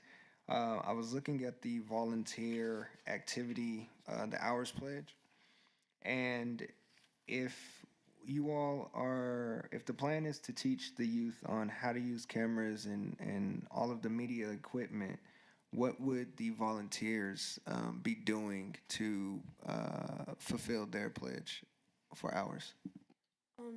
So what the volunteers would be doing, by that do you mean like the youth or the adult advisors?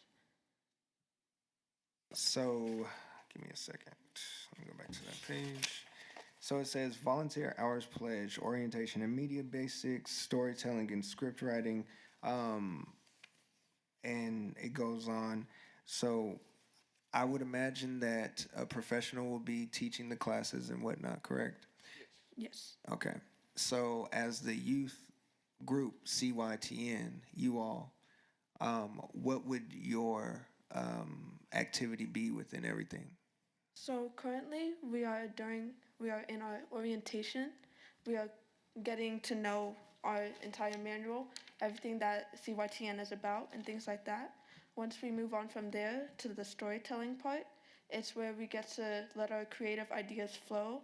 Our adult advisor, he's monitoring us, he's having us talk, create our own ideas, things that we might want to talk about, because we're planning to have like a podcast and like show a skit and things like that. So, did that answer your question?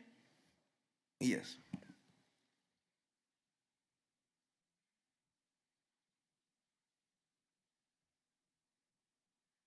Member Cruz, I just wanted to know. So, in your items to purchase, it said guest speakers. Are those like like local experts on theater and tech and like projecting your voice and Yes, they are. We have people from the local Las Vegas area. Recently, we went on an outing with Dizzy Wright, the rapper, and we got to meet him and things like that. So, guest speakers would just be people who could tell us about the camera, tell us their experiences with being on camera, and things like that. Member Moda, how will you be spreading the word about your like club? Cause is it like at a school or is it like where will it be again? Our program is held at the West Las Vegas Arts Center. It's by the West Las Vegas Library. So our plan to spread it is we have flyers there at the Arts Center, and also at the library is where things get spread a lot too.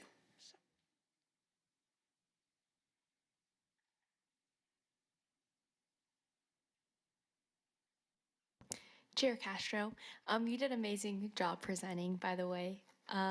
My question for you guys is, so while you guys are doing this project, are you also working alongside the mentors you'll have to teach the other students, or are you learning with them as well? So some of us, recently we just started orientation, but before orientation, there's a group of us, like the ones you see right now, who started learning the camera beforehand, how to wrap cords, things like that. And so now we have a lot of new members, and as new members come in, we, as people who have been here already and already progressed, we are planning to teach them as we go. So we're Okay, so you guys will be working alongside the mentors with also mentoring the other students? Yes. Okay, thank you. Board members, you have 50 seconds. Member Flank, I'm looking here at your schedule. 2 months, once a week is your schedule for having some type of programming, right? So that's what we put on the schedule because as a part of the West Las Vegas Arts Center, they have different sessions for everything, and their sessions go for 2 months.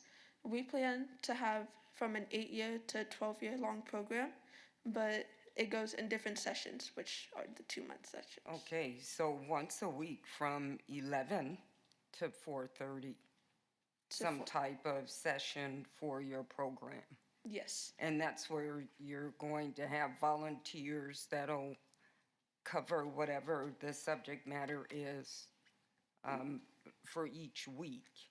Yes. So this is 2 months. What type of participation do you anticipate? Say weekly. How many kids or young people will you have, you think? I'd say currently we have about 9 to 10, right? We have about 9 to 10 people currently, and I've heard that we're also going to be getting more people from our adult advisor, but yes. So with this programming, it's all connected, right? You start out with one class and what you learn is carried over to the other class. So it's your goal is to have continuous participants in your class. Yes, that is the goal because our end result after around 8 months would be a little podcast or a little skit or some type of video to show. So I don't recall if you said, were you guys recipients last year? No, this is the This first is your year. first year. Okay. Okay, thank you. Chair Castro, do our board members have any more questions? Seeing no other questions, the YNAP Grant Review Board will be voting on the recommended YNAP funding awards at a later meeting. The YNAP Board will be presenting those recommendations to the Las Vegas City Council on February 4th, 2026. Tara Manor will notify your group with information about the YNAT board's recommendations within the next 3 weeks. If you have any questions before then, please contact Tara and she will assist you. We thank you again for your time and for your presentation. You guys did a great job. Thank you.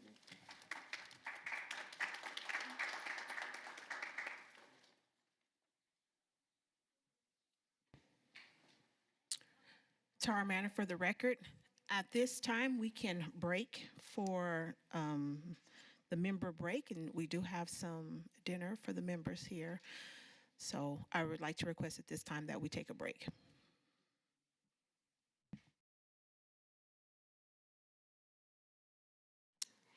Chair Castro, and we're gonna break for dinner.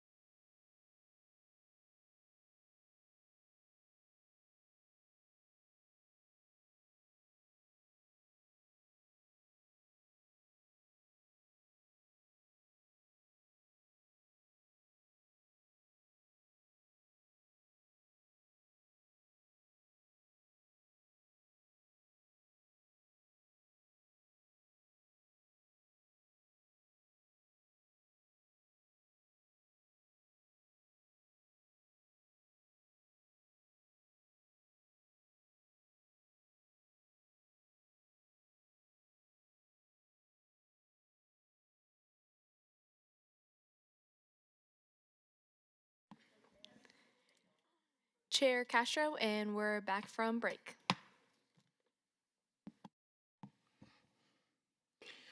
Tara Manor here. Before I introduce the next group, I just want to remind the board that each group has 5 minutes to present, and then we have 5 minutes for Q&A. So we're on a tight schedule. We don't want to keep them after that 5 minutes with our questions. So just please be reminded, 5 minutes for their presentation, 5 minutes for Q&A. Okay? The next group that we have coming up is ATEC, Mental Health Awareness Club, Empowerment Health Fair.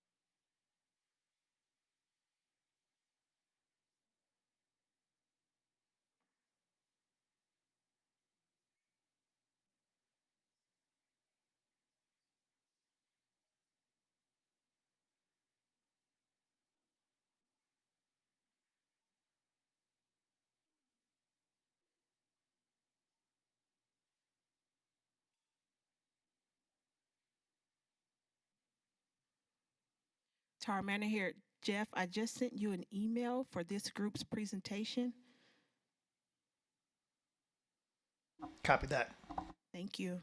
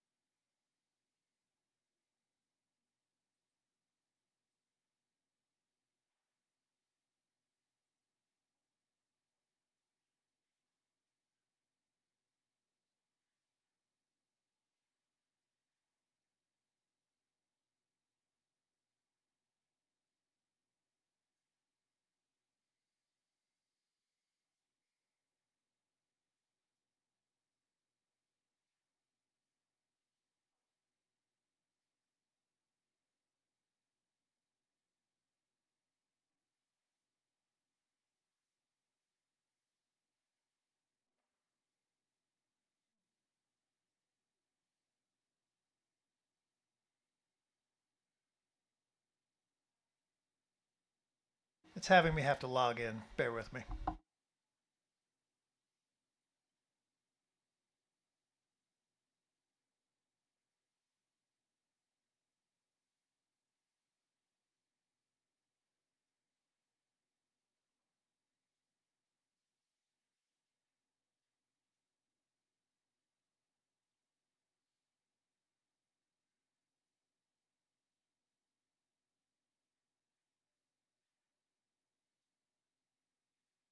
I had to request access to be able to be seen. There must be an email going to whoever created the Canva.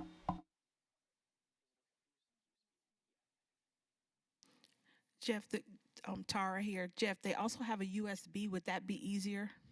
Yes, I'll be right out.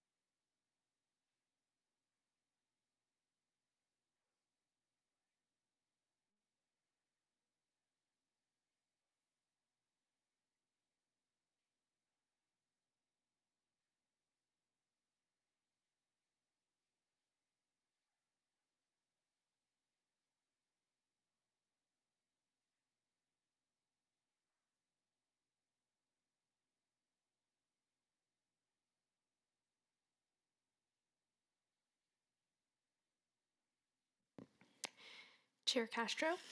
Hello and welcome to the Youth Neighborhood Association Partnership Program Grant Review Board meeting. My name is Ayana Castro and I'm the chair of the YNAP board.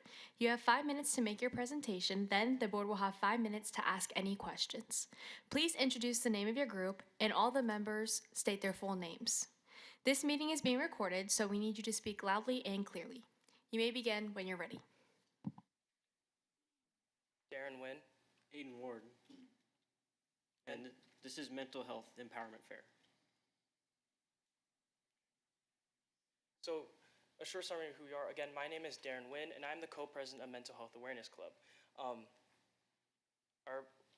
Initially, I joined for a safe and supportive community, but I've soon grown to be extremely passionate about mental health.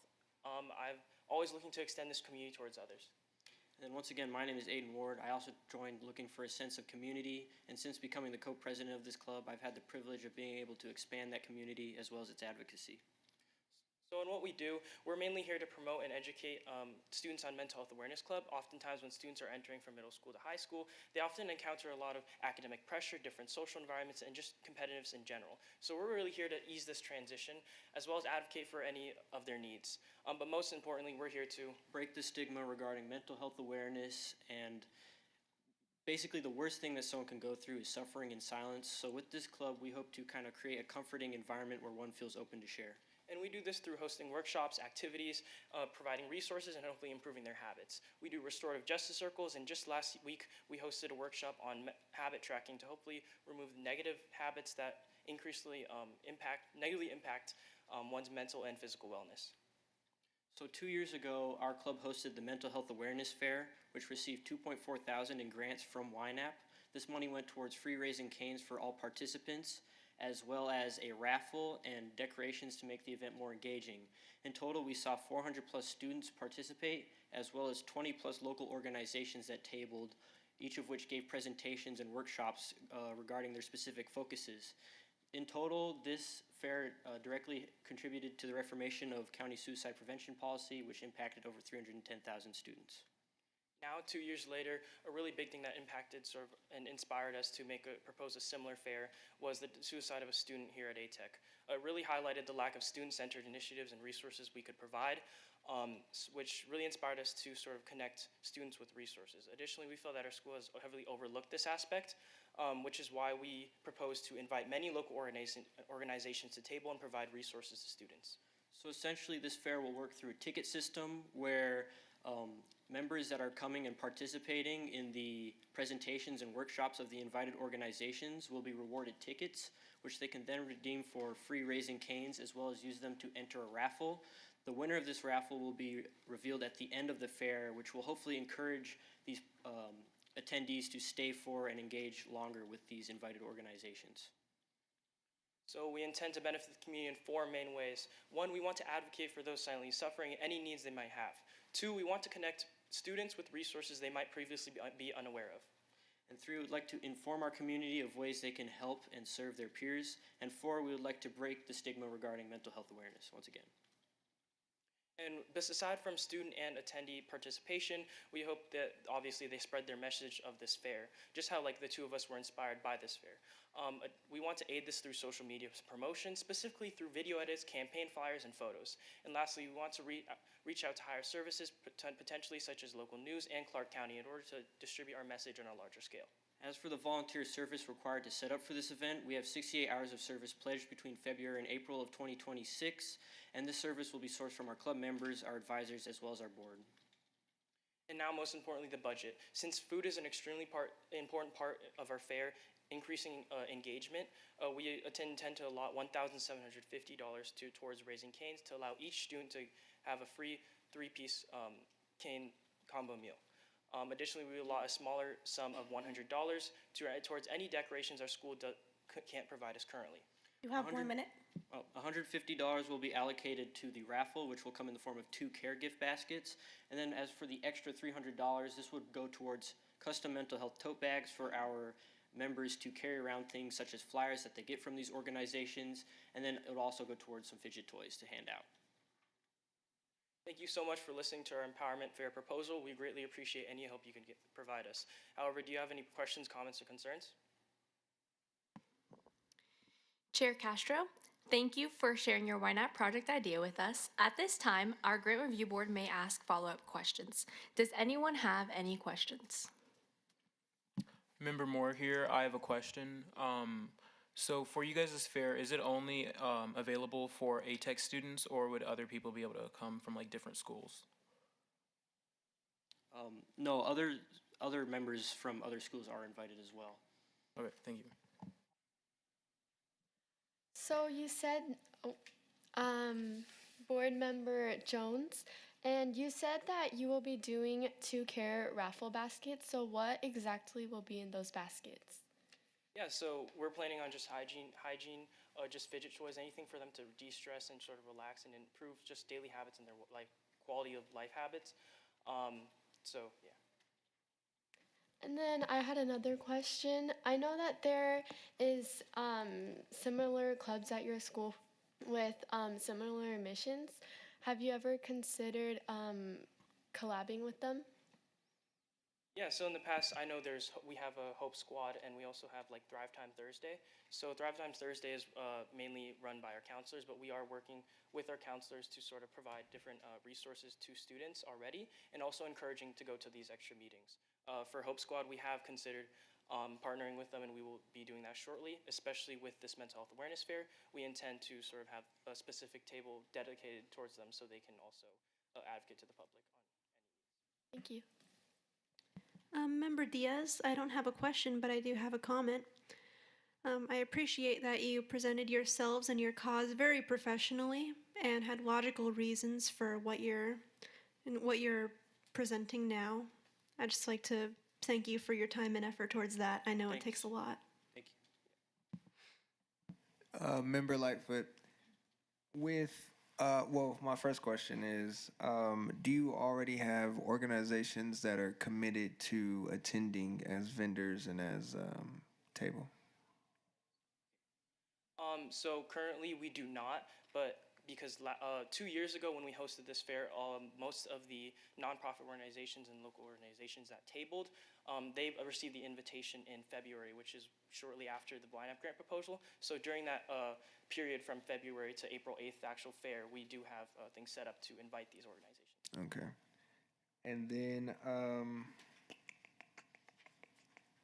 I wanted to ask also, in the past, when a student may have need for some services or whatnot, were the partners that came and tabled, were they willing to do like assessments for free or anything like that? Because I would imagine a lot of these things come at a cost.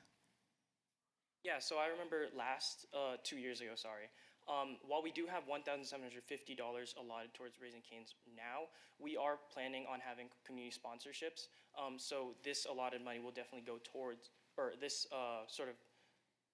extra money from the original allotted money towards Cane's will be going to community partnerships. And for the things they did at tabling, they distribute resources to have little activities for the students.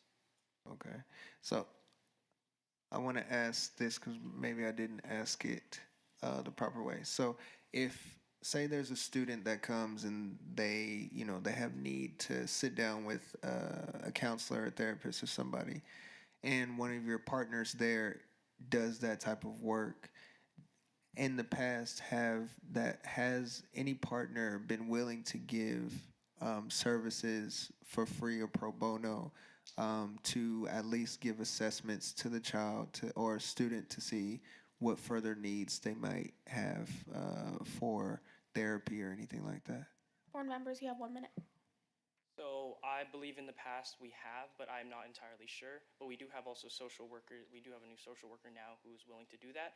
And also with community partnerships, we hope that this can be available for the students at the fair. Okay. And I only ask just because that might be an idea when you invite partners and community members out, if they have practices and whatnot, possibly asking them like, hey, this is a premium. I know your time is valuable, but some of the students actually do need help. So just an idea. Thank you so much for your suggestion. Member Hernandez here. I noticed that you did mention Hope Squad as one of the clubs at your school. Would you ever consider like maybe collaborating with other schools that have a Hope Squad or like a mental health club? Yeah, so I've already been sort of like working to see if maybe these people would, or organizations would be interested. In Coronado, I know I have connections in Coronado currently with Hope Needs Nevada with a chair member, but we were looking to see for a more finite idea of the fair until it gets closer to the actual date for me to actually go and propose a partnership or. Chair Castro, do our board members have any more questions? Seeing no other questions, the YNAP Grant Review Board will be voting on the recommended YNAP funding awards in a later meeting. The YNAP Board will be presenting those recommendations to the Las Vegas Council on February 4th, 2026. Tara Manor will notify your group with information about the YNAP Board's recommendations within the next 3 weeks. If you have any questions before then, please contact Tara and she will assist you. We thank you for your time and for your presentation. You guys did an amazing job. Thank you. Thank you.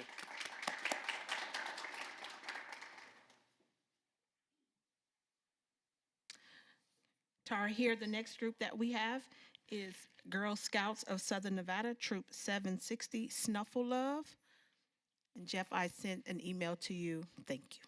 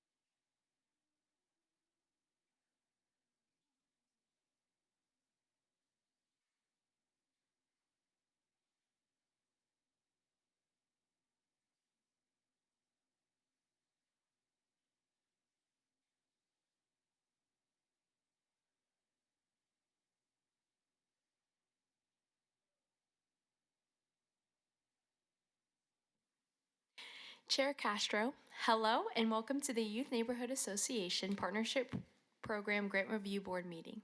My name is Ayana Castro and I'm the chair of the YNAP board. You have 5 minutes to make your presentation and then the board will have 5 minutes to ask any questions. Please introduce the name of your group and members state your full name.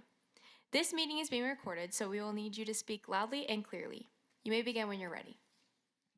Hi, so my name is Charlotte. And my name is Miley McLaughlin. And today we are here to go ahead and present our YNAP idea, Snuffle Love. So who are we? We are Girl Scouts of Southern Nevada. We work with multiple different people to help girls understand how to make the world a better place, such as giving back to the community, volunteering, just a lot of that type of stuff on that level. We're also volunteers at the SPCA, where we start helping the animals so that they're treated kindly and are able to act friendly towards humans. Many animals are not being adopted because they're seen as non-friendly animals towards family-friendly people. We are also National Junior Honor Society students. We are both in 8th grade and are working to help our community along with our school. National Junior Honor Society is mostly a nonprofit organization of where we go ahead and we host events at our school and around our community to try and go ahead and make just our area better. What is Snuffle Love? We're making snuffle balls for the animals at the SPCA. Each animal deserves something fun to play with when they're in a shelter like the SPCA. So we're creating these snuffle balls to make them happier and make them more friendly towards the humans that are looking to adopt. It helps with mental stimulation by going ahead and calming them down to think and be able to play with the snuffle ball. And it doesn't make noise, so animals who are frightened because of the fact of how they're somewhere new, they don't like loud noises, and so then the snuffle ball will work best because it doesn't squeak, it doesn't make any type of noise. As I said earlier, it makes the animals friendly. Many animals aren't getting adopted because they don't seem friendly to those, so these will help them calm down to make a friendlier approach to the humans that are looking to adopt any animal in general, meaning they're more likely to get adopted. It allows people in National Junior Honor Society to get hours. So many students in 8th grade and possibly younger volunteers help their school by joining Honor Society. Some of them have a hard time getting their hours required for that quarter or that semester because of just schedule issues or anything else. This project will go ahead and help them be able to receive their hours because they'll be able to bring home fleas, cut them out, trace and cut them, and we'll go ahead and be able to sew them together in order to go ahead and make the snuffle ball, and then they'll go ahead and take it to the SPCA. What is being done? Hyde Park Middle School's National Junior Honor Society is getting the fleece to make the circles. Along with Kenny Gwynn Middle School, Hyde Park is getting fleece to make the circles so they can continue to hold the project up.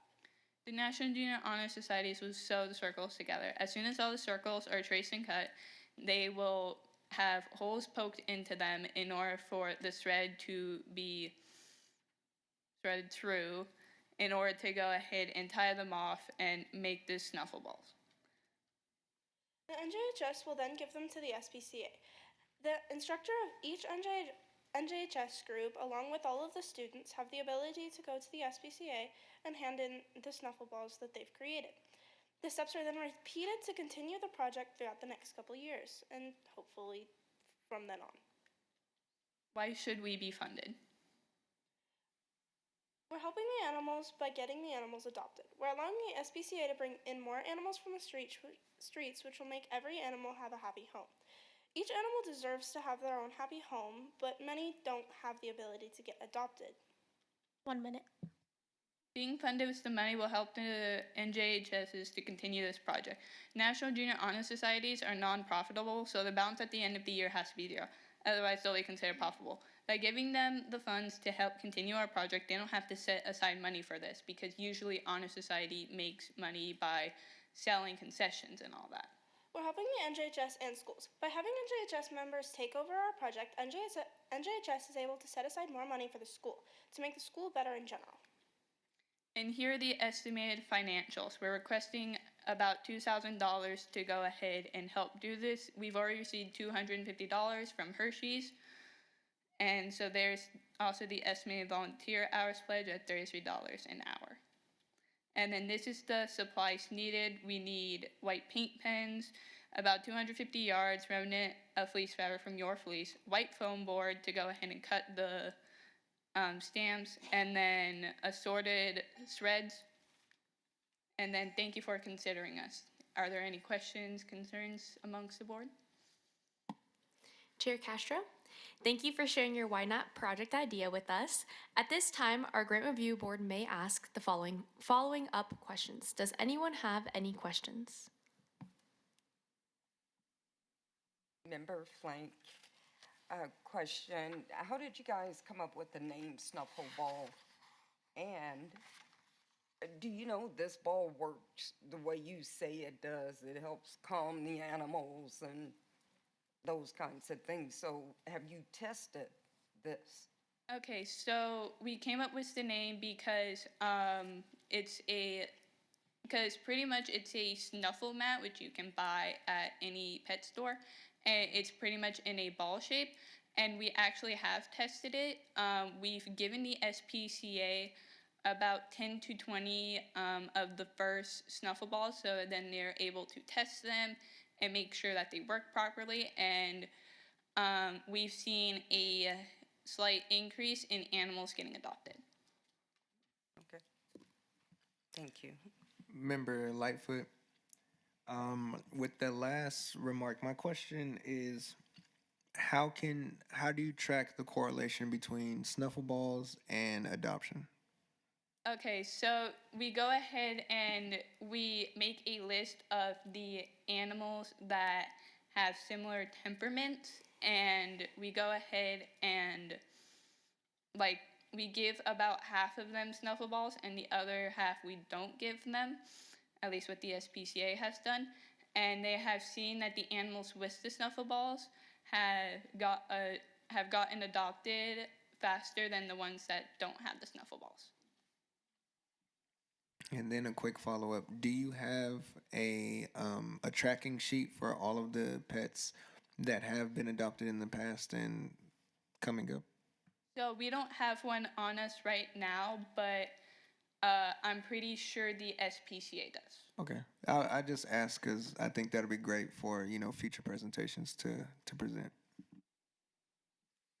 Member Diaz speaking. Are the snuffle balls your own invention, or were they already invented? So my mom went ahead and found, when trying to come up with our Silver Award project, she found a video that showed how to make snuffle balls, but the thing was that they use zip ties. And so we wanted these to be machine washable so that then they'd actually be able to last longer and not just be a one-time use, as the SPCA has to wash everything. And so she went ahead and she modified the steps for it to go ahead and include the thread and all that. So this version could be considered your own model. Yes, it could technically.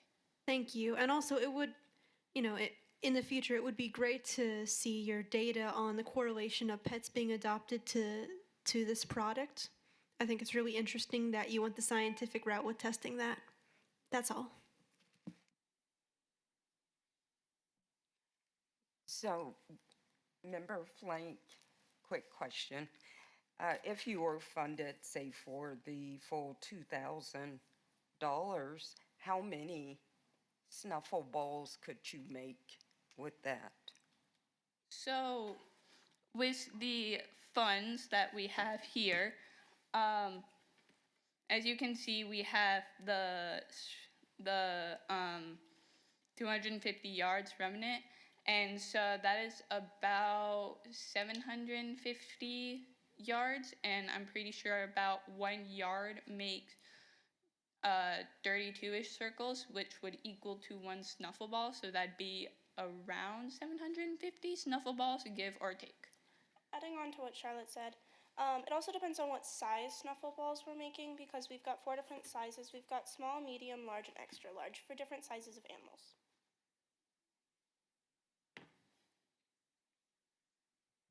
Vice Chair Camarillo. So how will you make sure that other types of dogs who are aggressive players don't rip the snuff balls? So the thing is that the SPCA has a list of animals that are aggressive with their toys and all that, and the SPCA does have other puzzles for the dogs that they can use for the ones that are more likely to rip up stuff. So snuffle balls are more likely to be given to dogs who are less likely to go ahead and rip it to shreds instead of an animal who just tears everything. Thank you. 5 seconds.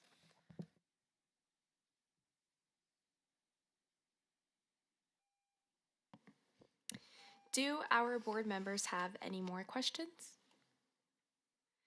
Seeing how there is no other questions, the YNAP Grant Review Board will be voting on the recommended YNAP funding awards at a later meeting. The YNAP Board will be presenting those recommendations to the Las Vegas City Council on February 4th, 2026. Tara Manor will notify your group with the information about the YNAP Board's recommendations within the next 3 weeks. If you have any questions before then, please contact Tara and she will assist you. Thank you again for your time and for your presentation. You guys did an amazing job. Thank you.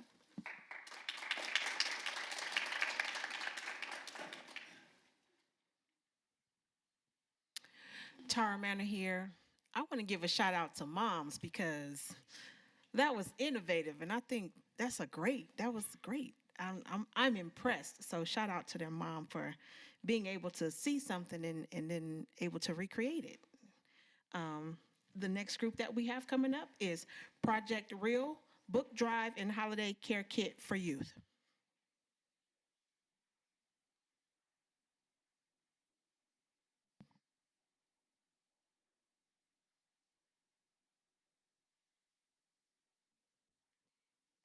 Chair Castro. Hello and welcome to the Youth Neighborhood Association Partnership Program Grant Review Board meeting. My name is Ayana Castro and I'm the chair of the YNAB board. You will have 5 minutes to make your presentation, then the board will have 5 minutes to ask any questions. Please introduce the name of your group and have all members state their full names. This meeting is being recorded, so we will need you to speak loudly and clearly. You may begin when you're ready. Okay, so our project is Book Drive and Care Kit Drive. I am Zizi Bolware. I'm Kai Bolware. Okay, and we both go to Rancho High School. Our adult supervisor is Ms. Deborah Burgott. She is the executive director of Race 2, Race 22, a nonprofit which is located in Ward 6. She has helped us on a few other projects that we've worked on together. We are confident in our ability to make sure this project runs well because we have done this before and had successful experiences with the YNAB grant. For example, I did a dance with this grant that was successful 2 years ago. In addition, I received a YNAB grant to make welcome bags for new immigrant students and create, edit, produce, and print a Southern Nevada youth resource guide, and 3,000 copies of this book have been printed, and there is interest in printing more. And this is just an example of what we created. We're going to be working together with members of our community to also ensure the capability of this project. We will be working on it, but as well as churches, volunteers, friends, community centers, and more people will make sure that this project runs well. We are proposing a book drive and care kit drive. First, we are proposing the book drive for kids and women staying at WestCare. WestCare is a nonprofit located in the city of Las Vegas, which provides treatment, mental health and wellness treatment, rehabilitation treatment, and emergency support for women experiencing substance abuse and recovery, but also have their kids with them. They need books for the kids to improve their literacy, and they need inspirational and self-help books for the women and their moms. We are also proposing to do a drive to make care kits and hygiene kits for the youth in foster care at Child Haven. There is always a lot of need among our youth in foster care, so we want to give them kits that have shampoo, soap, toothpaste, deodorant, and possibly socks. And our goal is to make 150 hygiene kits, but if we get more donations, we will certainly make more. We also want to print additional copies of the Southern Nevada Youth Resource Guide so it can be given to the youth at Child Haven and to the kids who stay at WestCare. We believe our project will have a positive impact on the community. First, by providing kids books to the library at the WestCare. Kids who have better access to books have better literacy and can help improve their literacy among the kids who stay at WestCare and stay along in track when it comes to school. Also, by providing self-help books and inspirational books to the moms that are currently struggling with their recovery so they can stick to their recovery plan and still remain uplifting. And then by providing these hygiene kits to the youth in foster care, we can help support them. And if they have the hygiene products they need, they'd be more likely to attend school and help reduce chronic absenteeism rates. We are requesting $2,000 from the YNAB funds. We anticipate collecting around 1,750 donations from community members and businesses. We are anticipating having around 45,000 in volunteer hours. Many kids at Key Club at Rancho High School have helped us with our projects before, so we are hoping that they will continue to help us. For our budget, we will spend around $1,000 on hygiene kit supplies like shampoo that aren't given to us through donations, but usually we get a lot of donations. And we will spend an additional $1,000 for the 250 copies of Southern Nevada Youth Resource Guide for the Child Haven and the youth at the WestCare.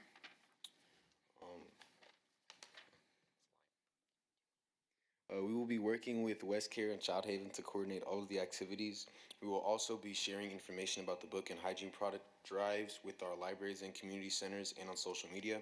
Race 2 or Race 22 will share the information with their network as well. We are 55 seconds. We are really excited about this project. Thank you for considering our project, and we're now open to any questions. Thank you. Chair Castro, thank you for sharing your YNAT project idea with us. At this time, our grant review board may ask follow-up questions. Does anybody have any questions?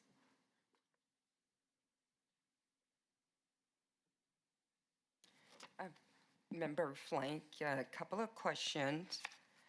The book drive, how long will you be collecting books? Where are you collecting books? Where And will we what be? type? Yes. Well, we're going to spread our project, if we receive it, through social media and also with Erase Race 222.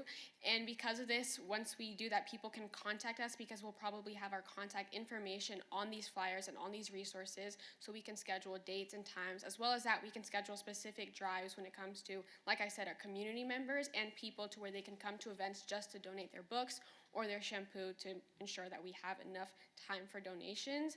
And if we receive, I'm not sure exactly when we'll receive the confirmation for this project, but probably a couple months, so we have the time to fund, print, and get everything together. So if we were to receive it around February, most likely we would stop the drive around June or May. Okay, and you say here, holiday care kits. Is that for the next holiday? It says here, book drive and a holiday care kit for youth. Are these just care kits? These are just care kits. Oh, Sorry okay. about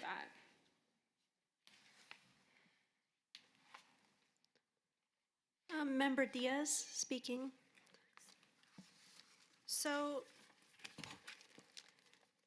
this project, as I understand, it works with several charities, churches, and missions, right? That's correct. I love all that. That's great. Thank you. Yeah, I guess I really like your focus on families, and does this take place around the well, from what I understand from the title, around the holidays? Go ahead. Oh, I don't believe there's a specific emphasis on necessarily being around the holidays. I think it would be nice if we could obviously meet deadlines, and especially around those times where it's focused on community and family and bringing people closer together. But we'll work with what we have in terms of deadlines and how reaching out to other organizations and seeing how that works. So. Thank you.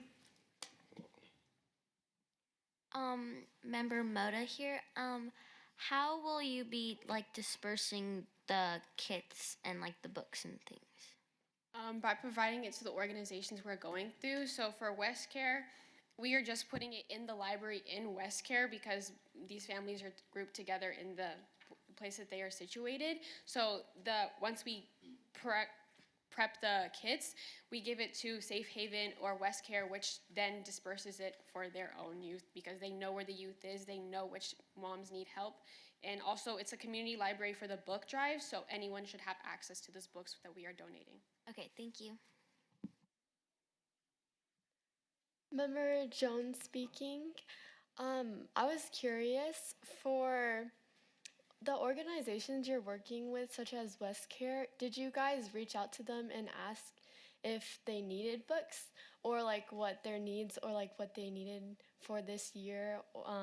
And that's why you provided that, and that's why you're donating that? Well, specifically for West Care, they actually told us that they do need books for moms and kids. So we were also already planning on having it because we know many people who have additional self-help books and children's books. So it was very convenient that they reached out to us at the same time that we had the additional resources. And Safe Haven, we reached out to them because we know that foster care kids always need additional help when it comes to kids or resources. Thank you. Vice Chair Camarillo, would you consider reaching out to the Shade Tree Library about perhaps hosting lessons for reading? Yes, I think that would certainly, align with our goals and what we're trying to do here with this. So yeah, I think that we'd definitely be open to that, and we're probably looking at that. 40 seconds. Chair Castro, this is more so of a funner question. What made you guys want to give back? Like, what's your reason why? Well, for me personally, we actually tried to do this with the camp up in upper side of Vegas, but it was technically not in our jurisdiction because we were trying to help kids that were trying to get a shot for rehabilitation when it comes to behavior or drugs. And when we realized we couldn't do it here, we thought that we could also help to foster kids. And not only that, but I know our family is very big on literacy and reading, so we thought we'd give children the opportunity to give books, especially when reading is going down now. It's not fair that our kids have to face the brunt of this, especially because they don't have access to a library. Oh, yes. I think just sort of being raised in an environment where we're sort of encouraged to think about issues in the community and be engaged in our community and thinking about how we can help people that are less fortunate than ourselves, I think that that has definitely played a very important role in why we're doing this as well. Okay. Do our board members have any more questions? Seeing no other questions, the YNAP Grant Review Board will be voting on the recommended YNAP funding awards at a later meeting. The YNAP Board will be presenting those recommendations to the Las Vegas City Council on February 4th, 2026. Tara Manor will notify your group with information about the YNAP Board's recommendations within the next 3 weeks. If you have any questions before then, please contact Tara and she will help you and assist you. We thank you again for your time and for your amazing presentation. You guys did amazing. Thank you. Have a nice night.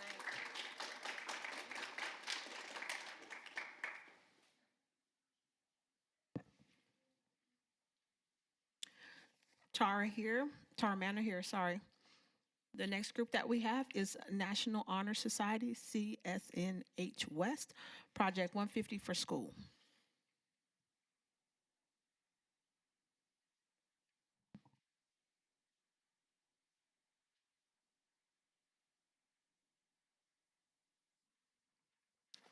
Chair Castro. Hello and welcome to the Youth Neighborhood Association Partnership Program Grant Review Board meeting. My name is Ayana Castro and I'm the chair of the YNAP board. You will have 5 minutes to make your presentation, then the board will have 5 minutes to ask any questions. Please introduce the name of your project and have all the members state their full names. This meeting is being recorded, so you will need to speak loudly and clearly. You may begin when you're ready. Hello, my name is Jazara Gibson and I'm currently I attend College of Southern Nevada High School, and I'm currently president of National Honor Society. Today I'm going to be presenting Hygiene Kits for Project 150. We have received YNAP funding in the past. Most recently, we received $2,000 also to support Project 150. One of our recent projects as a club was to make holiday cards for a small nonprofit organization called Uplifting Deliveries, who delivers cards and other resources to senior citizens in Las Vegas. So the first thing I'm going to be talking about today is our goals. We plan to use anticipated YNAP funding to purchase toiletries in order to make hygiene kits and assist Project 150, who helps high school students with their basic needs. We want to assemble hygiene kits as a group, getting multiple of our club members involved, and giving back to our community. After we assemble these kits, we'll be able to donate them to Project 150's main warehouse. What is Project 150?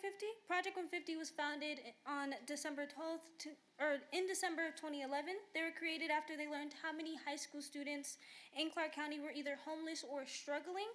They found that there are around 7,500 homeless high schoolers in Las Vegas at the time. And Project 150 is dedicated to providing resources like food, clothing, and hygiene items for high school students to relieve some of that weight off of their shoulders. If they're not worried about where their food comes from, they're more likely to stay enrolled in school.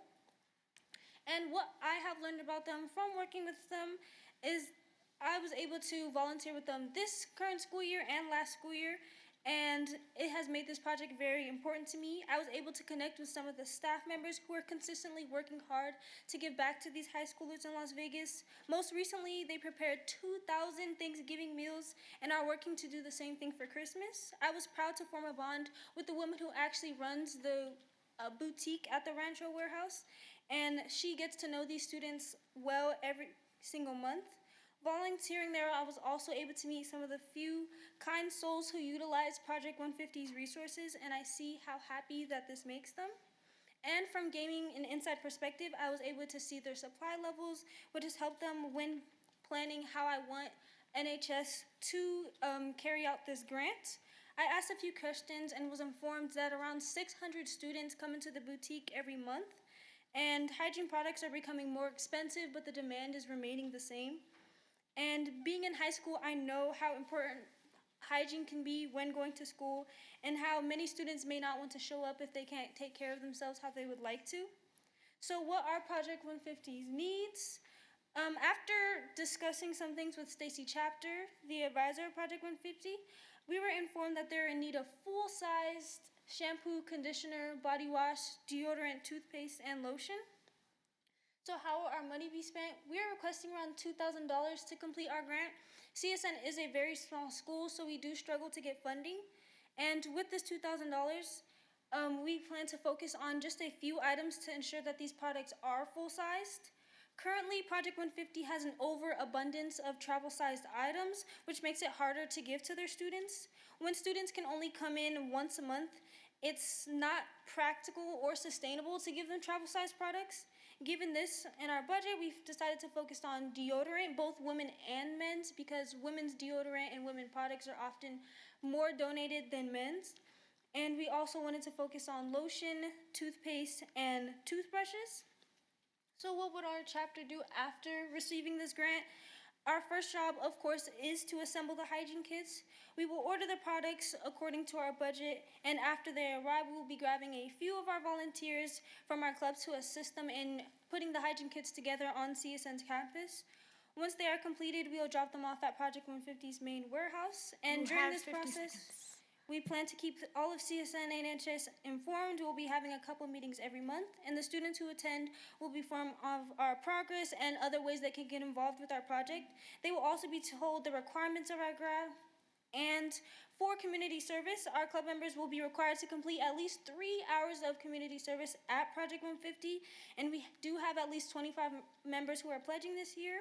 Overall, we would love to put our plans into action and assist hundreds, if not more, of underprivileged high school students in our community.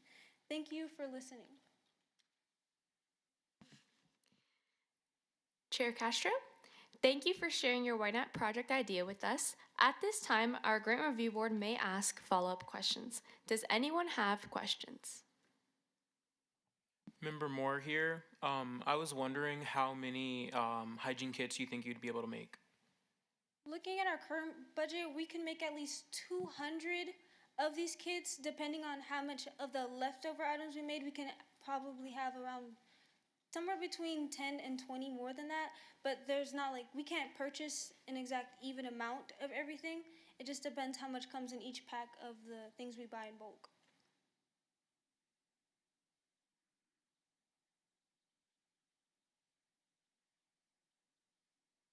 Vice Chair Camarillo, are you looking for specific stores to buy from or specific brands?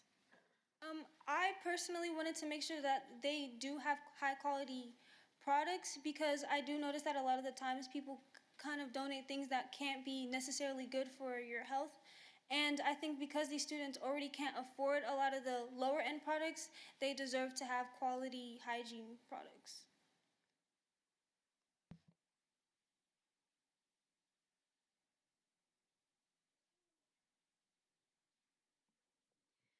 Chair Castro, I actually have a question for you.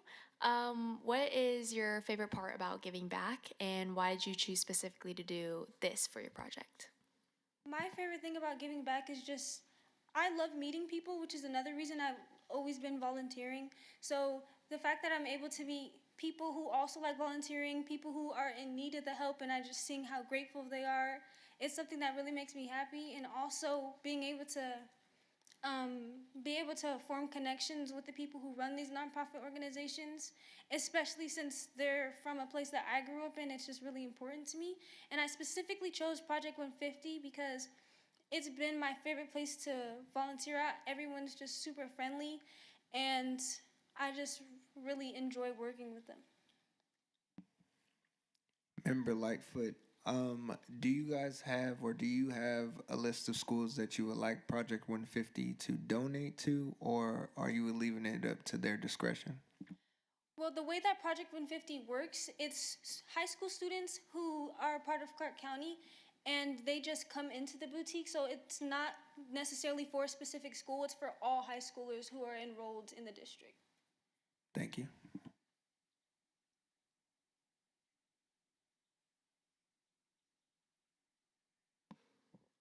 Chair Castro. I also have another question. Later on, do you think you would work alongside other nonprofits as well, or are you mainly sticking with Project 150?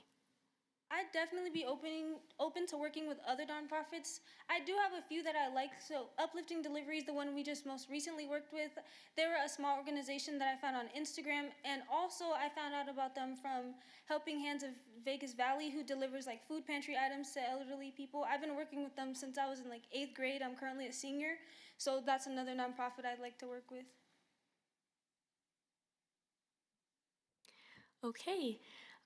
Chair Castro, does anybody have any more questions?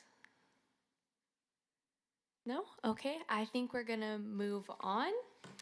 The YNAP Grant Review Board will be voting on the recommended YNAP funding awards at a later meeting. The YNAP Board will be presenting those recommendations to the Las Vegas City Council February 4th, 2026. Tara Manor will notify your group with information about the YNAP Board's recommendations within the next 3 weeks. If you have any questions before then, please contact Tara and she will assist you.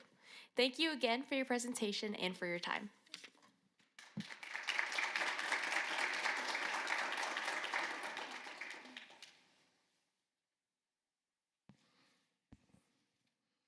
Tara Manor here. The next group that we have is Camera Kids Through the Eyes of the Youth.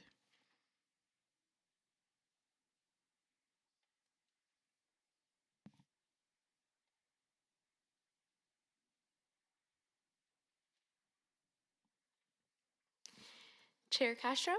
Hello and welcome to the Youth Neighborhood Association Partnership Program Grant Review Board meeting. My name is Ayana Castro and I'm the chair of the YNAP board. You have 5 minutes to make your presentation and then the board will have 5 minutes to ask any questions. Please introduce the name of your group and all members state their full names. This meeting will be recorded so you will have to speak loudly and clearly. You may begin when you're ready. First, I would like to say good evening, everybody, and this is our presentation Through Our Eyes. I am first Ethan Alexander Glover. I am a high school 9th grader, 14 years old. I'm an 8th grade graduate with a 3.7 GPA. I'm also a graduate from speech and debate. Hi, my name is Paige Dorns. I am 12 years old. I am a 6th grader at Joe Mackey. I do majorette. I am a youth actress, and I am a president of this youth group called NAN. Hello, my name is Amazing Grace Bird. I am a 6th grader at Jim Bridger Middle School.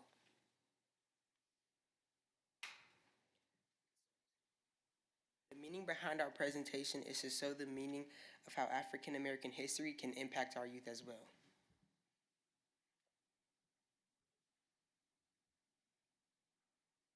Who are you? We are the Las Vegas Youth Program supported by Shots by Dre.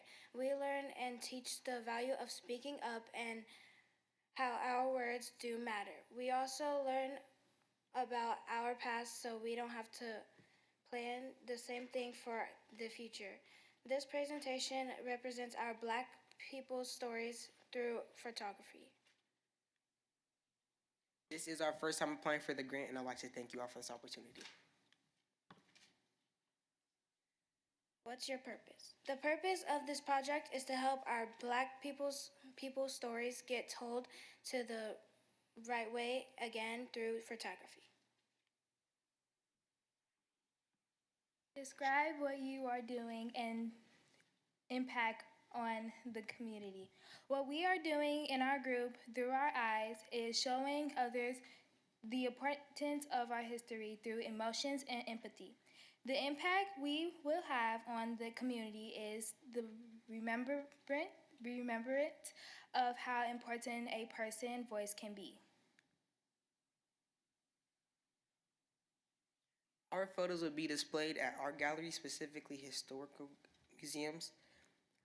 Photography benefits us because photography brings, you can see an experience, but you always remember it. Photography can help bring back that memory, and it can bring you back to the time. Pictures are worth 1,000 words because with every little detail, your imagination goes as far as you can think. and every little detail can help you build on that memory.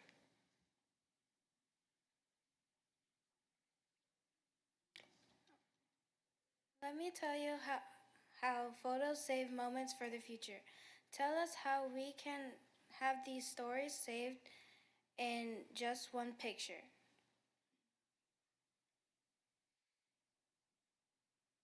Photos will be displayed at museums, specifically historical museums.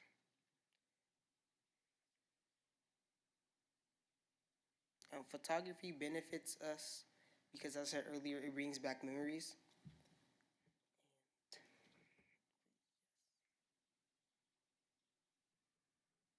We chose this price because the price of cameras in the Pacific needs like the lights, the stand, everything like that. Cameras are very expensive, and we need to get good quality so like people could really embrace the photo. So I'm sure you all have seen the MLK statue, correct? So, well, the story those eyes could tell, that one statue has held many events with 1,000 Black Men, NAACP, and many more.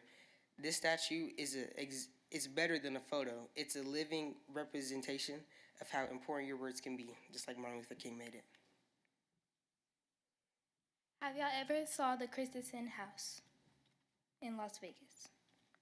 Well, the Christensen House was built handmade by two Black couples and have been handed down to their grandchildren and their kids.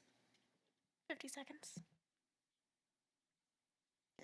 Thank you for your patience and your support.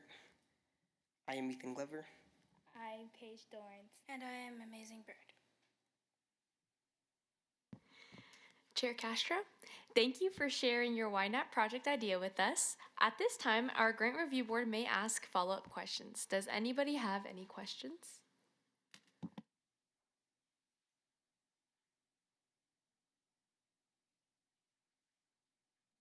Chair Castro? Well, I have a question for you guys. So, what made you want to start doing this, and what's your favorite part about your project? Well, what me personally, what made me want to start doing this is how kids, our youth, well, especially our youth, they don't see the importance of how our history can be, and I think it's mainly because there wasn't enough photos so they could see and well, yes. Through my perspective, I think. Wait, what's the question again? What made you want to start doing this, and what's your favorite part about the project? The thing that made me want to start doing this is mostly ever since I was younger, I like the pictures. I like drawing pictures. I love coloring. I mostly love taking pictures. I do pictures in one of my classes, and yeah. When I was younger, I was taking pictures of my family members, and one of them said that I was really good at taking pictures, so I just wanted to like keep going. And my favorite part about this is like when you like get to hold the camera like by yourself. Member Lightfoot, I have a few questions. The first is, who will be, leading this or teaching the volunteers or the participants how to work the camera and such? The owner of Shots by Dre Studios, Dr. Dre. Okay, and then as the volunteers, what would your duties be to justify the hours? Our duties would be to gain other youth to also understand the concept we're trying to prove, and also help them show the importance. Okay, and then lastly, two final questions. You mentioned Black history. How are you incorporating the history aspect of everything? So as I said, the Martin Luther King statue, he's African American, and he obviously, as everybody knows, did that speech, and his speech was for justice for African American, and we as well have ideas of places we're going to take pictures of that show the importance of Black history. Okay, And is it just Black History in Las Vegas, or? Yes, it is. Okay, that's cool. And then you mentioned that the photos will be in museums. Which museums? We are currently looking for museums to put them in, but we most definitely will have museums. Thank you. You're welcome.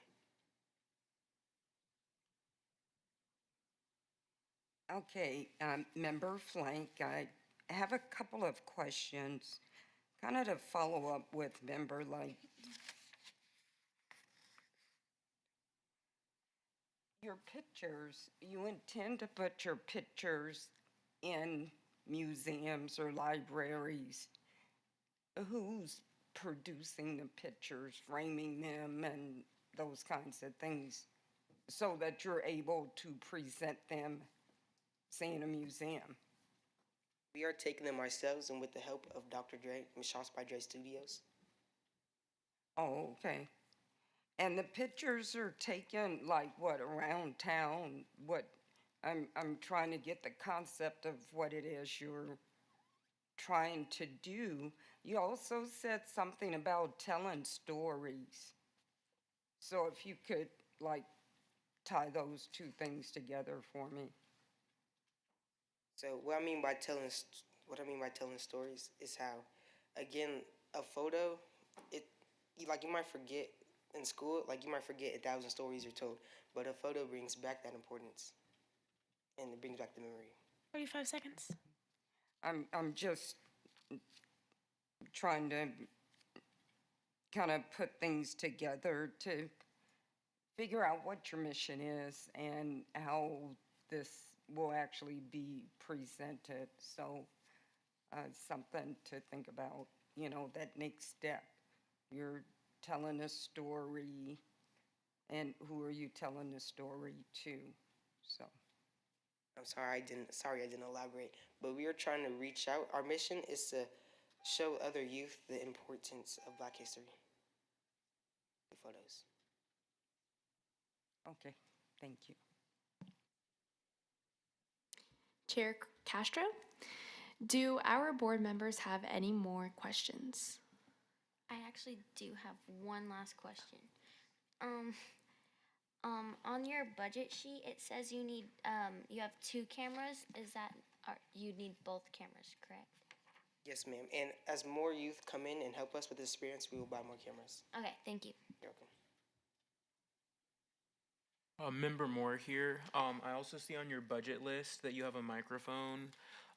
So are you guys planning to make videos? And if you are, could I give the suggestion to maybe go to your older peers, like your grandparents or people who know about Black history, and making videos like sort of documentary style about them in their lives? Yes, we will be recording videos. That's an excellent idea. I like that. Member Diaz speaking. I have a question. So, are you going to be I forget whether you mentioned this, but are you going to be tutoring kids on how to take pictures, photography lessons? Yes, that will be provided with Shots by Dre Studios. Okay.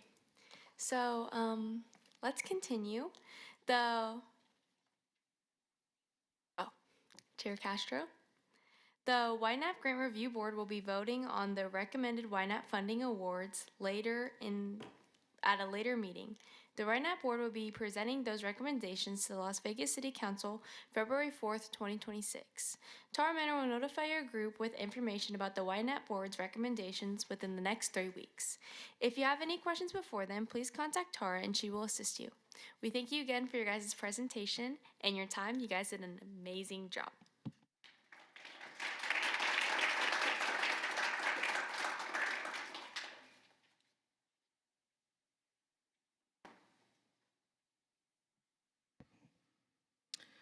Tara Manor here. The next group that we have coming up is the Mahogany Experience. The Beauty in Bold.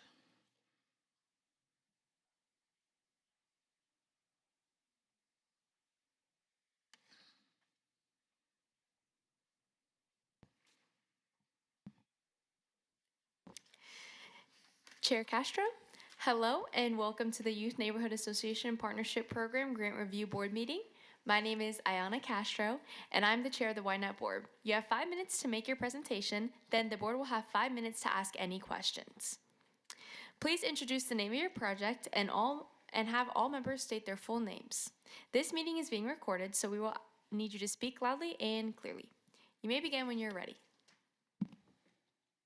Beauty and Bold, presented by Leslie Ursery. I'm 15, and the school I go to is Democracy Prep. My name is Braylon Williams. I am 13 years old. I am in 7th grade, and I go to Silvestri Middle School. This is our first time applying for a grant. Meet our advisor, Miss Shay, a master hairstylist.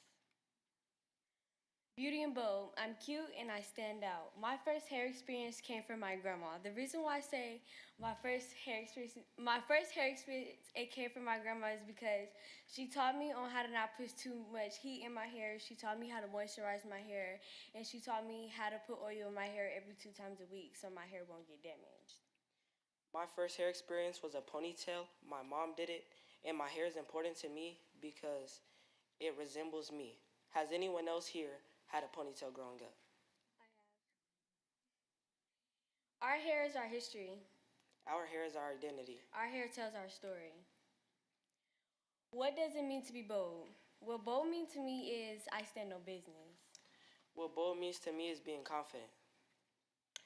Our project impacts our community because black hair has a longer history worth telling. How will we include the community? Stories from hairstylists and showcasing local products. How will we build our structure? By walls, backdrops, lights, and mirrors. Materials like paintbrushes, mannequin heads, cotton balls, easels, canvases, and much more. Including marketing. We are committed to at least 65 volunteer hours with over a dozen volunteers, which means other youth can participate. If we had extra money, we would like to add in a barbershop experience as well. We will work on this at Northwest High School. This allows us to also include their students. This builds on community and working together. Any questions?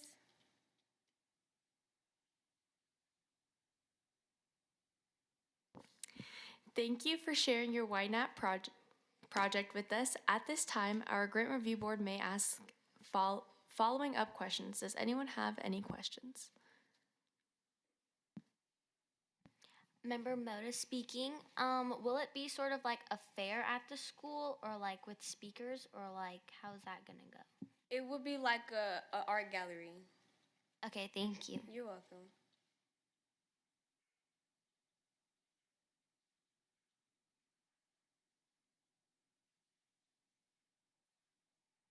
Member Moore here. I was wondering, are you guys going to be making the art, or are you guys going to have members of the community come out and help you guys make the art? We're gonna be making the art, but to get people to come, we'll be like posting it on social media and stuff.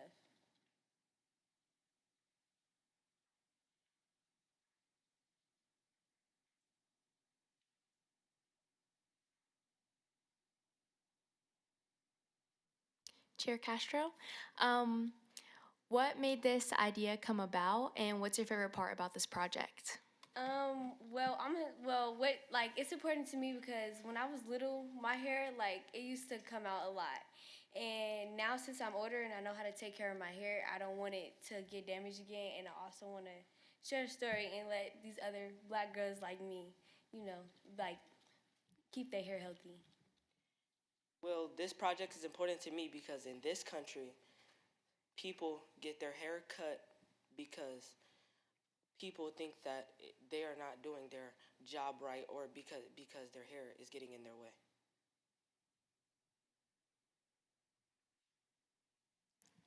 Member Lightfoot, what would the duties of the volunteers be? And then, I'll ask that first and then go on to another question. So what would the duties of the volunteers be to justify the hours? I'll say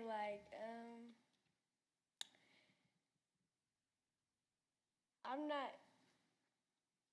like helping us like set up and stuff, or if they do want to pitch in or helping us like design our project, they can do that too. Okay. And then I see on one of the sheets, sorry, there's, I think it says like a demonstration installation or something like that, but will you all be teaching some of the participants and some of the people who come how to take care of their hair and Yes. stuff, not just having the Yeah, we'll be teaching them. awesome. I think that's great.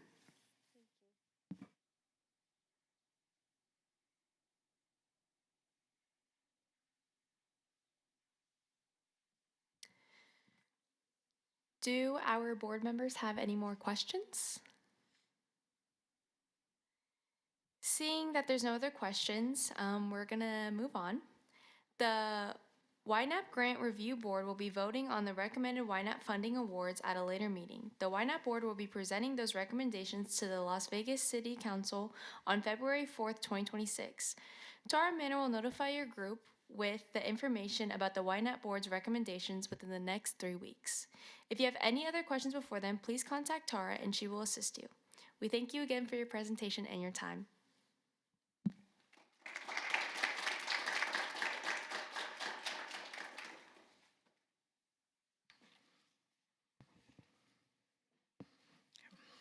Tara Manor here. The next group that we have is Soul Food Kids, Hole in the Wall.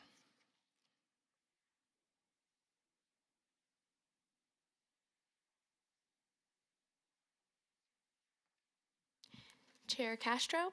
Hello and welcome to the Youth Neighborhood Association Partnership Program Grant Review Board meeting. My name is Ayana Castro and I'm the chair of the YNAP board. You have 5 minutes to make your presentation, then the board will have 5 minutes to ask any questions. Please introduce the name of your group and have all members state their full names. This meeting is being recorded, so you will need to speak loudly and clearly. You may begin when you're ready. Good evening, everyone. My name is Laurel Weisinger. I am a freshman attending the South Carolina State University as a computer science major on a CEAS STEM scholarship, who also happens to be this year's Junior Grand Marshal and a young entrepreneur owning my food company, Rails Kitchen, for the past 4 months now. Hello, my name is Nadacia Gant. I am an 8th grade honor roll student at DUMB Arts Academy of Excellence. Starting this year, I am a young entrepreneur for my company, Doolittle Styles. Our group name is Chili Barker Youth, and this is our first time applying for a grant.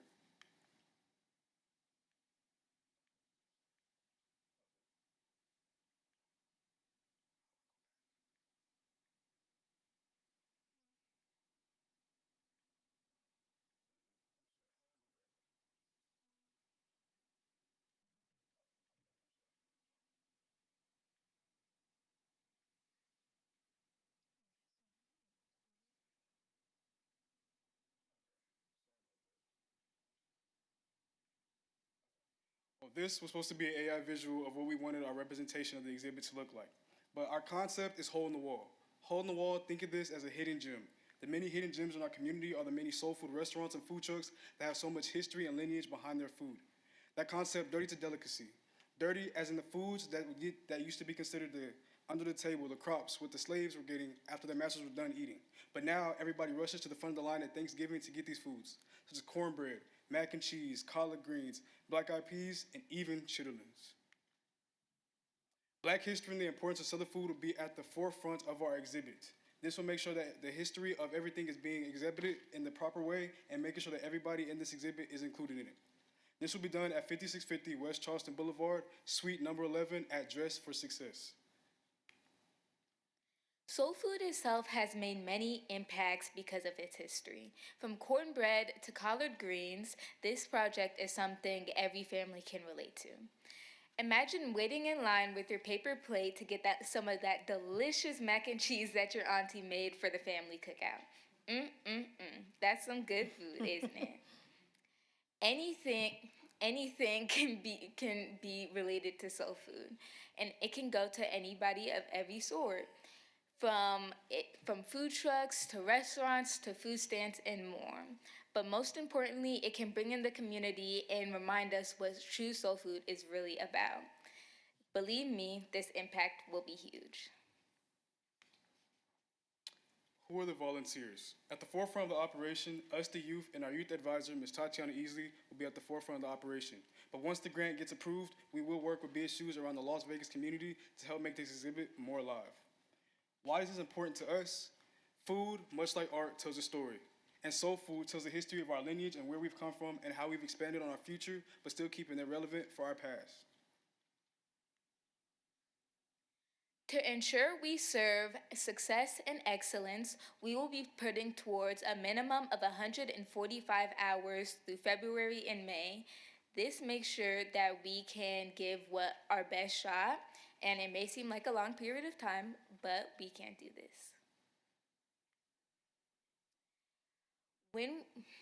When we get the money for Hole in the Wall, we will be putting the $2,000 towards monitors to show our interviews that we will be doing with restaurant owners, projectors for our interactive game questions, and our food displays.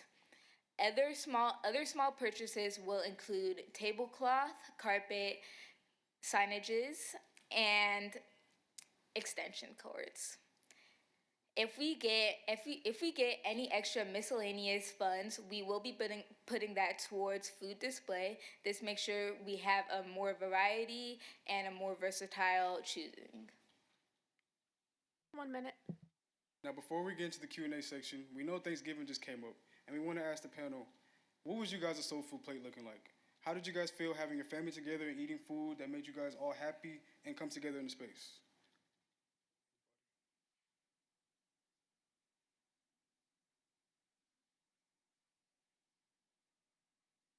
Member Moore here. I'm a little bit of a picky eater, but my plate consisted of greens, mac and cheese, which is my favorite, and like turkey and ham. And Thanksgiving was really special to me because it's like we just moved in, so being able to have like all my family and friends come over was really fun. Chair Castro. I'm also a very picky eater, so my Thanksgiving plate consisted of mainly stuffing, and that's about it.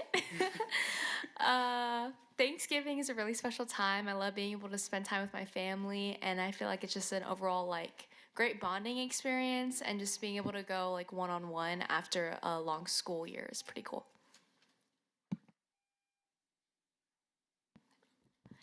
Chair Castro again. Thank you for sharing your YNAB project idea with us. At this time, our grant review board may ask follow-up questions. Does anyone have any questions? Vice Chair Camarillo. So, I have a question regarding the food. So, will a food or like a chef with a health card be preparing the food? Or is it like everyone prepares their own meal and then they all come together to eat? So for this exhibit, the food will be a display, so it won't actually be tangible food. So it'll be something they can kind of see and learn about the history of it. We were thinking of a concept for our first grand opening to have actual food, and yes, a chef with the health card will be present at that moment.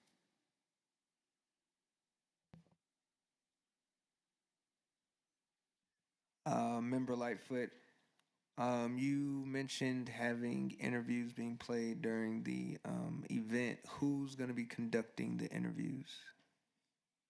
It will be a mix of both of us. This way we can ensure that both of us get a turn and we both get the same kind of experience. Okay, thank you. Member Lopez de la Torre, I have a question. So you mentioned that obviously this won't be food to give out for people to eat. What will you guys be doing with the food? Are you guys going to be donating it afterwards, or how throwing it away, or how would you guys go about that? As we said before, the food isn't actual tangible eating food, so Okay. it's just for exhibit and just for display, just so people can get the history and know the context of it. Okay, thank you. Member Moore here, you guys said that you guys wanted to have projectors so you could have interactive games. What would those games be, and how would they be interactive with like a projector? Those games will be more rooted in trivia questions. So asking them if they know the history of the soul food and if they know the context of what the food came from and how it came about.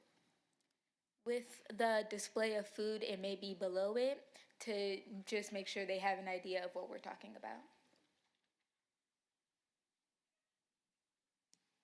Member Cruz here. So for the interviews, would they be like specific to the person you're interviewing and about their experience with soul food, or would it be more of a Q&A with somebody on the history of like their specific Thanksgiving soul food? Yeah. It'll be more rooted towards the person, their experience. The aim and the targets of the people, there'll be restaurants and food trucks within the Las Vegas community. So we want to ask them about their history and if they know the lineage of what they're cooking and how the impact of what they're making affects their community. Gotcha. Member Flank, a quick question. The displayed food, is it like real food that's been treated to where it can't be eaten? Or is it pictures? No, ma'am. So we want to try to do 3D models or images or anything like that to try to emulate something similar, but make sure it's not real. Yes. Right, they have food that you treated and it looks there real, are but food that's you can not pull what out you're. silicone. No. Okay. All right. Member Diaz speaking. In the future, would you ever consider perhaps letting people sample some of this so they could broaden their palate or their expand their taste to different things they might have not tried before? I would like to say that possibly that could be a choice. If more people taste the food, they might get an idea of how maybe they haven't been to a cookout or they haven't been to a certain event, just like that we were explaining in our slideshow. So if they taste it, they might get an idea. So as it stands, it's purely for informational purposes only, right? Yes. Okay. Member Lopez de la Torre, this is just a quick comment. I think I think it's a really cool concept. So I think it would be really cool if you guys were to explore different cultures along the line in the near future, once to see how if this kicks off, if it comes into fruition. But I think it's a really cool concept. Thank you. 50 seconds. Member Moore here. I have two questions. So I heard you guys say that you guys were interviewing people with like food trucks and stuff. I was wondering if you guys would be open to asking them if they wanted to come to you guys' spot since they have food licenses and handing out samples, because that would like help with their marketing. And then the last question is, how are you guys marketing this event? That'll definitely be an option. We want to make sure as community involved as possible. So getting these food trucks and restaurants exposure is the most absolute of the forefront of this exhibit. I'm sorry, can you repeat the second question too? Yes. How are you guys marketing you guys' event? Like, are you using social media, like the news, the radio, etc.? Social media platforms and word of mouth. The youth is a very prominent voice, and we want to make sure we get ourselves out there so the community knows about this. Activism is a very important thing of our generation. Chair Castro, do our board members have any more questions? Seeing that there are no other questions, the YNAP Grant Review Board will be voting on the recommended YNAP funding awards at a later meeting. The YNAP Board will be presenting those recommendations to the Las Vegas Council on February 4th, 2026. Tara Manor will notify your group with information about the YNAP Board's recommendations within the next 3 weeks. If you have any questions before then, please contact Tara and she will assist you. We thank you again for your time and for your presentation. You guys did an amazing job. Thank you. Thank you.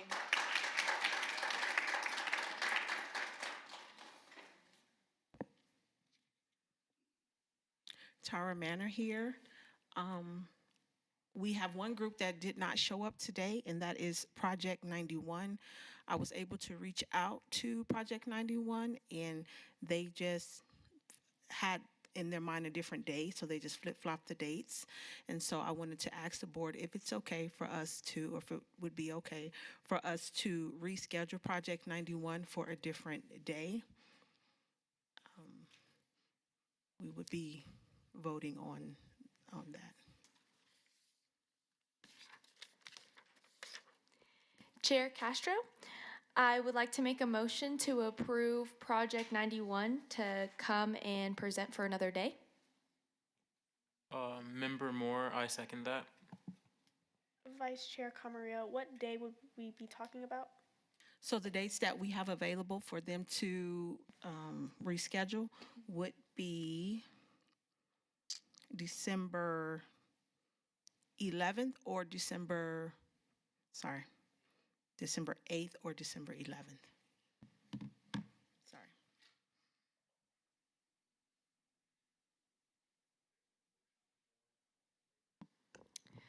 Everyone who's in favor of the motion? Aye. Aye. Aye. Aye. Aye.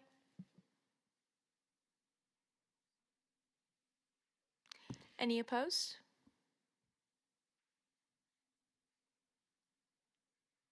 Motion carries. Thank you so much.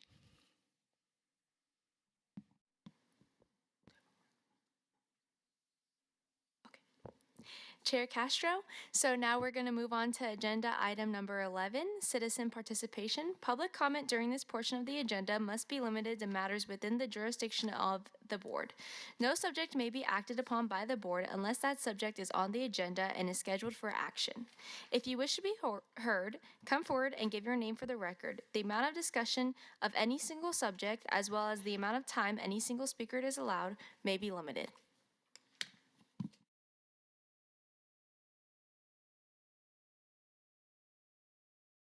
Okay.